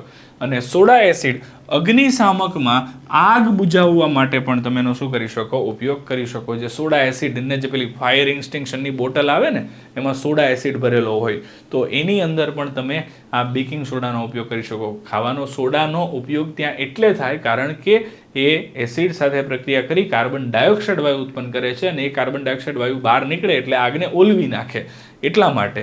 અથવા તો ડાયરેક્ટ આ સોડાને મતલબ બેકિંગ સોડાને ડાયરેક્ટ આગ ઉપર ફેંકવામાં આવે પ્રેશર સાથે તો પણ શું થઈ જાય તો કે આગ ગરમ થાય છે એટલે એ પણ શું થશે તો કે ગરમીના કોન્ટેક્ટમાં આવશે એટલે એ પણ કાર્બન ડાયોક્સાઇડ, કારણ કે આપણે શીખ્યું જ છે આગળ જોયું કે ગરમ કરો તો શું થાય છે તો કે CO2 ઉત્પન્ન થાય. તો એમાંથી CO2 ઉત્પન્ન થાય, એની આજુબાજુ CO2 ઘેરાઈ જાય, આગનો ઓક્સિજન સાથે કોન્ટેક્ટ તૂટી જાય ને આગ શું થઈ જાય? ઓલવાઈ જાય. તો એ રીતે પણ થઈ શકે છે. ચેપનાશક તરીકે પણ ઉપયોગ થાય. આપણે કંઈ થયું હોય, ગુમડું થયું હોય યા તો પછી કોઈ જગ્યાએ વાગ્યું હોય તો એ જગ્યા પર એનો ઉપયોગ કરી શકીએ છીએ. પ્રયોગશાળામાં પ્રક્રિયક તરીકે અને ઘરગથ્થુ ઉપયોગ તો બહુ બધા છે એના બીજા, બરાબર. ઘણી બધી વસ્તુઓમાં એનો ઉપયોગ કરવામાં આવતો હોય છે. ચાલો, તો આ બધું મેં કીધું તો એમ પ્રયોગશાળામાં પ્રક્રિયક તરીકે આંખ વીંચીને બધામાં લખી દેવાનું, એ તો બધામાં જ કોમન આવશે, બરાબર. ચાલો, ત્યાર પછીની વાત છે ધોવાનો સોડા. આ પણ ઇમ્પોર્ટન્ટ છે વિદ્યાર્થી મિત્રો. ધોવાનો સોડા એની બનાવટની વાત કરીએ તો બેકિંગ સોડાને ગરમ કરવાથી સોડિયમ કાર્બોનેટ બને છે અને બેકિંગ સોડાને ગરમ કરવાથી. હવે આ સેમ પ્રોસેસ આપણે જોઈ ગયા હતા પહેલામાં ગરમ કરવી વાળે વાતમાં, બરાબર. કે સોડિયમ કાર્બોનેટને સોડિયમ બાયકાર્બોનેટને જ્યારે ગરમ કરવામાં આવે છે તો એમાંથી સોડિયમ કાર્બોનેટ, કાર્બન ડાયોક્સાઇડ અને પાણી ત્રણેય છૂટું પડે છે. તો આ સેમ પ્રોસેસ છે. સોડિયમ બાયકાર્બોનેટને ગરમ કરો. તમે આ શું કરો છો? ગરમ કરો છો. ગરમ કરવા માટે આવી ડેલ્ટાની સાઇન આપણે ઉપયોગ કરીએ છીએ. તો ગરમ કરો છો તો એમાંથી સોડિયમ કાર્બોનેટ, પાણી અને કાર્બન ડાયોક્સાઇડ છૂટા પડે છે. આ સોડિયમ કાર્બોનેટ જે બને છે એનું પુનઃસ્ફટિકીકરણ કરવામાં આવે. પુનઃસ્ફટિકીકરણ કરવા માટે 10 પાણીના અણુ સાથેની પ્રક્રિયા થશે અને એમાંથી Na2CO3 10H2O બને છે અને આને શું કહેવાય? ધોવાનો સોડા. આને શું કહેવાય? ધોવાનો સોડા અથવા તો વોશિંગ સોડા. આ જે ધોવાનો સોડા છે તે બેઝિક ક્ષાર છે, જેમ ખાવાનો સોડા છે તેની જેમ જ બેઝિક ક્ષાર છે. ઉપયોગની વાત કરીએ તો કાચ અને સાબુ જેવા જે સંયોજનો છે એના ઉત્પાદનમાં એનો ઉપયોગ થઈ શકે. સાથે સાથે બોરેક્સ જેવા સોડિયમ સંયોજનની બનાવટમાં એનો ઉપયોગ થઈ શકે. બોરેક્સ, બરાબર, બોરિક પાવડર જે આપણે કહીએ, જે બનાવવામાં આવે છે, બરાબર, જે આપણે અનાજમાં ભેળવવા માટેનો પાવડર આવે, જે અહીંયા શું થાય તો કે લાંબા સમય સુધી અનાજમાં શું થવા દેતા નથી તો કે કોઈ જંતુ છે તે પડવા નથી દેતા, કોઈ કીડા મકોડા પડી ના જાય, ખરાબ ન કરી જાય, એના માટે આપણે ઉપયોગ કરીએ તો એ આ બોરિક્સ, બરાબર, એનો ઉપયોગ થાય. ઘરમાં સફાઈ કરતા તરીકે એનો ઉપયોગ કરી શકાય. પાણીની સ્થાયી કઠિનતા દૂર કરવા માટે એનો ઉપયોગ કરી શકાય. સફાઈ કરતા તરીકે તો થાય જ, પણ પાણીની જે સ્થાયી કઠિનતા છે, એટલે કે કઠિન પાણી, ખાસ કરીને જે બોરનું પાણી હોય ને, બોરિંગનું પાણી, જમીનનું ભૂગર્ભ જળ હોય, એ ભૂગર્ભ જળ છે તે કેવું હોય તો કે કઠિન પાણી હોય. એની અંદર ક્ષારની માત્રા ખૂબ જ વધારે હોય. તો આ ક્ષારને, વધારે માત્રામાં રહેલા ક્ષાર છે એને અહીંયા શું કરવા માટે આવે તો કે એને અહીંયા નરમ કરવામાં આવે, ક્ષારનું પ્રમાણ ઓછું થાય, એના માટે આપણે આનો ઉપયોગ કરી શકીએ. હવે પાણીની અંદર આ ઉમેરી દો એટલે ક્ષાર સાથે આ જોડાઈ જાય, એટલે ક્ષાર અને આ બે જોડાઈ ગયા એટલે પેલું પાણી છે તે અલગ થઈને કેવું બની ગયું તો કે નરમ બની ગયું.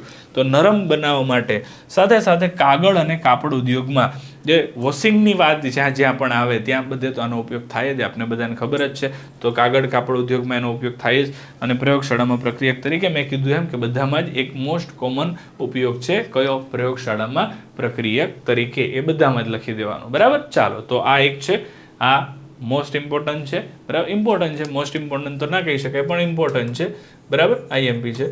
અને છેલ્લું જે છે એ મોસ્ટ ઇમ્પોર્ટન્ટ છે, બરાબર. POP, plaster of Paris, most IMP. અને ખાસ આપણે શું કરવાનું છે તો કે ધ્યાનમાં લેવાનું છે, મોસ્ટ આઈએમપી છે, બરાબર. ચાલો, તો જ્યારે જીપ્સમ અથવા ચિરોડી એને 373 કેલ્વિન તાપમાને શું કરવામાં આવે? ગરમ કરવામાં આવે. જીપ્સમને કેટલું તાપમાન? 373 કેલ્વિન તાપમાને. 373 એટલે કેટલું બધું થઈ ગયું? 373 માઇનસ 273 કરો, 100 ડિગ્રી સેલ્સિયસ જ થયું. કેટલું થાય? 100 ડિગ્રી સેલ્સિયસ, બરાબર. એટલે કે પાણી જે તાપમાને ઉકળે છે એ તાપમાન સુધી ગરમ કરો તો પાણીના અણુ એ ગુમાવશે, કારણ કે પાણીને દૂર જ કરવાનું છે એટલે 100 ડિગ્રી સેલ્સિયસ જ ગરમ કરવું પડે. તો પાણીના અણુ ગુમાવી અને પ્લાસ્ટર ઓફ પેરિસ બને. બહુ સિમ્પલ છે. CaSO4, આ સૂત્ર છે, આ નહીં યાદ રહી, આ યાદ રહી જાય. CaSO4 2H2O, જીપ્સમ આને જ કહેવાય, આપણે આગળ વાત કરી હતી, બરાબર, જે પેલી બેઝિક જમીનને તટસ્થ કરવા માટે વપરાય તે આ જીપ્સમ. CaSO4 2H2O, એમાંથી બનશે CaSO4 half H2O, એટલે અડધો H2O બની જાય અને દોઢ H2O શું થઈ જાય? દૂર થઈ જાય. દોઢ H2O 1.5 1/2 H2O દૂર થઈ જાય અને ખાલી હાફ H2O શું થઈ જાય તો કે આમાં રહી આની સાથે. તો આને શું કહેવાય તો કે કેલ્શિયમ સલ્ફેટનો હેમીહાઇડ્રેટ. કેલ્શિયમ સલ્ફેટનો હેમીહાઇડ્રેટ. હેમીનો મતલબ થાય અડધો, હાઇડ્રેટ, હાઇડ્રેટનો મતલબ થાય પાણીનો અણુ, બરાબર. તો કેલ્શિયમ સલ્ફેટ એટલે આગળ CaSO4, બરાબર. હેમી એટલે શું થઈ ગયું તો કે અડધો થઈ ગયું અને હાઇડ્રેટ એટલે કે પાણી. તો કેલ્શિયમ સલ્ફેટનો હેમીહાઇડ્રેટ તરીકે પ્લાસ્ટર ઓફ પેરિસને ઓળખવામાં આવે છે. પ્લાસ્ટર ઓફ પેરિસ છે એમાં 2 Ca+2 આયન અને 2 SO4 2- આયન છે એ પાણીના એક અણુ સાથે જોડાયેલા હોય. હવે એ વસ્તુ આપણે આમાં દેખાય, જુઓ. CaSO4 ની આગળ 2 લખ્યા છે, મતલબ Ca પણ કેટલા છે? 2. SO4 પણ કેટલા છે? 2. H2O કેટલા છે? ખાલી 1. તો 2 Ca, 2 SO4 સાથે 1 H2O હોય. હવે આમાં તમે ગણવા જાઓ તો Ca કેટલા છે? 1, SO4 1, પણ પાણી કેટલા છે? અડધા. તો 1 Ca અને 1 SO4 સાથે અડધો પાણીનો અણુ હોય, પણ એ બેને 2 કરી નાખો તો આ 1 થઈ જાય, બરાબર. તો આ રીતની અહીંયા પ્રક્રિયા એની વચ્ચે થયેલી હોય છે. અને લાસ્ટ તેના ઉપયોગોની વાત કરી દઈએ તો પેલી વસ્તુ તો અહીંયા પ્લાસ્ટર ઓફ પેરિસ છે, સફેદ કલરનો પાવડર છે અને એને જો પાણી સાથે મિક્સ કરો તો ઊંધી પ્રક્રિયા થઈ જાય અને સફેદ ઘન પદાર્થ જીપ્સમ છે તેમાં ફેરવાઈ જાય. તો આખી ઊંધી પ્રક્રિયા થઈ ગઈ. CaSO4 હાફ H2O છે, એમાં દોઢ H2O ભળે તો શું બની ગયું? જીપ્સમ બની ગયું, બરાબર. તો જીપ્સમમાંથી POP બને અને પીઓપીમાંથી જીપ્સમ પણ બની શકે. પણ આના માટે તમારે ગરમ ના કરવું પડે, ખાલી પાણી સાથે કોન્ટેક્ટમાં લાવવાનું છે એટલે આ થઈ જશે. બરાબર, પાણી સાથે પ્રક્રિયા કરવાની છે. ખાસ કરીને વિદ્યાર્થી મિત્રો તમને ખ્યાલ હોય તો આપણે ઘરની અંદર સીલિંગ પીઓપી કરવામાં આવે. આ પીઓપી જે કરવામાં આવે ને એમાં આ પ્રોસેસનો ઉપયોગ થાય. પીઓપીની સાથે પાણી મિક્સ કરવામાં આવે જેથી જીપ્સમ બની જાય. તો જે પછી પીઓપી બની ગયા પછીનો જે ભાગ તમારા ઘરમાં ઉપર હોય ને એ પીઓપી નથી, એ જીપ્સમ છે. બરાબર, બનાવવા માટે પીઓપીનો ઉપયોગ કર્યો છે. પીઓપીને પાણી સાથે મિક્સ કરી અને પછી એને શું કર્યું છે તો કે ઉપર ડિઝાઇન આપી છે, ડેકોર કર્યું છે, XYZ કંઈ બી, તો એ બની ગયું છે. એ શું છે તો કે જીપ્સમ છે, કારણ કે સફેદ ઘન પદાર્થ જીપ્સમ જ છે. પીઓપી જે છે તો કેવો છે, સફેદ કલરનો પાવડર છે, એ ઘન પદાર્થ નથી, સફેદ ઘન પદાર્થ નથી, મતલબ આમ સખત ઘન પદાર્થ નથી, સખત ઘન નથી, એ પાવડર સ્વરૂપમાં છે. એને સખત બનાવવા માટે એમાં શું કરવામાં આવે છે તો કે અહીંયા પાણી ઉમેરી અને એને શું બનાવવામાં આવે છે, જીપ્સમ બનાવી દેવામાં આવે છે. એના ઉપયોગની વાત કરીએ તો બાંધકામ ઉદ્યોગમાં તેનો ઉપયોગ થાય, પ્લાસ્ટરમાં થાય, સાથે સાથે ફ્રેક્ચર થયેલા હાડકાં છે એને સાચી સ્થિતિમાં ગોઠવવા માટે તમને ખબર હશે કે પ્લાસ્ટર મારવામાં આવે હાથમાં. હાડકું ફ્રેક્ચર થઈ ગયું હાથમાં કે પગમાં કે XYZ ક્યાંય પણ ફ્રેક્ચર થયું હોય તો એને સાચી સ્થિતિમાં ગોઠવવા માટે. દાંતના ચોકઠાના બીબા બનાવવા માટે, દાંતના ચોકઠા, દાંત પડી ગયા તો દાંત નવા ફિટ કરવા પડે, ચોકઠા. હવે આ જે ચોકઠા છે ને એ તો આપણા ઓરિજિનલ દાંત જે કેલ્શિયમ ફોસ્ફેટના છે ને એના જ હોય, પણ એના જે બીબા જે છે એને બનાવવા માટે બીબું હોય, એ કેનું બને તો કે પીઓપીનું બને છે. રમકડા અને પૂતળા, પૂતળા એટલે કે મૂર્તિઓ, ભગવાનની મૂર્તિ. બરાબર, હમણાં ગણપતિનો સિઝન ચાલે છે, સિઝન તો ના કહેવાય, ગણપતિનો તહેવાર ચાલે છે, તો ગણપતિની મૂર્તિ ઘણી જગ્યા પર પીઓપીની બનાવવામાં આવે. બરાબર, જેથી એ હળવી પણ બને અને મોટી બનાવી તો પણ બની શકે. માટીની છે તે કેવી થાય તો કે વજનવાળી થાય, મોટી કરવા જાઓ જેમ મોટી થાય એમ વજન વધારે થાય માટીનો. તો એટલા માટે પીઓપીની પણ બનતી હોય છે અને ઘણી જગ્યા પર પીઓપીની મૂર્તિઓ હોય છે. તો આ પીઓપીની મૂર્તિઓ બનવા માટે અથવા રમકડા પણ પીઓપીના બને છે, તો આ બધું બનાવવામાં આવતું હોય છે. બ્લેકબોર્ડ પર જે ચોકથી લખવામાં આવે, ચોક પણ આના બને. ચોક છે તે કેલ્શિયમ કાર્બોનેટના પણ બની શકે, બરાબર, ચૂનાના પણ બની શકે, પણ આના પીઓપીના પણ શું કરી શકાય છે, બનાવી શકાય છે. બરાબર, પીઓપીના પણ અહીંયા બનાવી શકાય છે. ચાલો, અને ત્યાર પછી પ્રયોગશાળામાં સાધનો છે અથવા પાત્રો છે એને હવાચુસ્ત કરવા માટે પણ પ્લાસ્ટર લગાડવામાં આવે. બરાબર, એટલે કે કોઈ સાધન છે એને આપણે હવાચુસ્ત રીતે બંધ કરી દેવું છે, તો એ હવાચુસ્ત રીતે બંધ કરી દેવું હોય તો એનું ઢાંકણ તમે લગાવો હોય, ઢાંકણ લગાવ્યા પછી એની આજુબાજુ આ પીઓપી શું કરી દેવામાં આવે, જે પાણીવાળો ભીનો પીઓપી છે તે ચોંટાડી દેવામાં આવે, જેના લીધે કેવું થઈ જાય, એકદમ હવા ચુસ્ત બંધ થઈ જાય. પછી એમાંથી એર જરાક પણ આગળ પાછળ અંદર બહાર થઈ શકે નહીં. જનરલી પ્રયોગશાળાની અંદર જે બીકર કે કોઈ બી વસ્તુ રાખવામાં આવતી હોય એના ઢાંકણ જે હોય તે એર ટાઈટ બંધ ના થતા હોય, એને ખાલી એમ જ બંધ રાખતા હોય. હવે તમારે એર ટાઈટ બંધ કરવું હોય તો એની ઉપર શું કરવાનું તો કે આવું અહીંયા જોડી દેવાનું છે, એટલે પીઓપી વાળું લગાવી દેવાનું છે, જેનાથી શું થઈ જાય તો કે પ્લાસ્ટર એવું કરી દેશે જે હવા ચુસ્ત બંધ કરી દેશે, એમાં હવાની અવર જવર છે તે થવા દેતા નથી. બરાબર, ચાલો તો વિદ્યાર્થી મિત્રો આજે આપણે ચેપ્ટર નંબર 2 છે તેને સંપૂર્ણપણે એક જ લેક્ચરની અંદર ભણ્યા છીએ અને સંપૂર્ણ લેક્ચરના બધા જ એવા ક્વેશ્ચન કે જે મોસ્ટ ઇમ્પોર્ટન્ટ છે એની આપણે વાત કરી ગયા છીએ. તો વિદ્યાર્થી મિત્રો આશા કરું છું કે આ લેક્ચરથી તમને ઘણું બધું શીખવા મળ્યું છે અને નેક્સ્ટ સેશન છે તે આવી જ રીતે કોઈ એક આપણે ચેપ્ટર છે એનો વન શોર્ટ જ લઈને આવશું. બરાબર, જો એવી ટ્રાય કરીશ કે આવો જ એક વન શોર્ટ બને અને એની અંદર તમને આખું ચેપ્ટર છે તે એક સાથે જેટલા પણ ઇમ્પોર્ટન્ટ ક્વેશ્ચન છે તે એક સાથે તમને ક્લિયર કરાવી દઉં. અને નેક્સ્ટ સેશનમાં મળીએ, ત્યાં સુધી ગુડ બાય, જય હિન્દ, જય ભારત, ભારત માતા કી જય.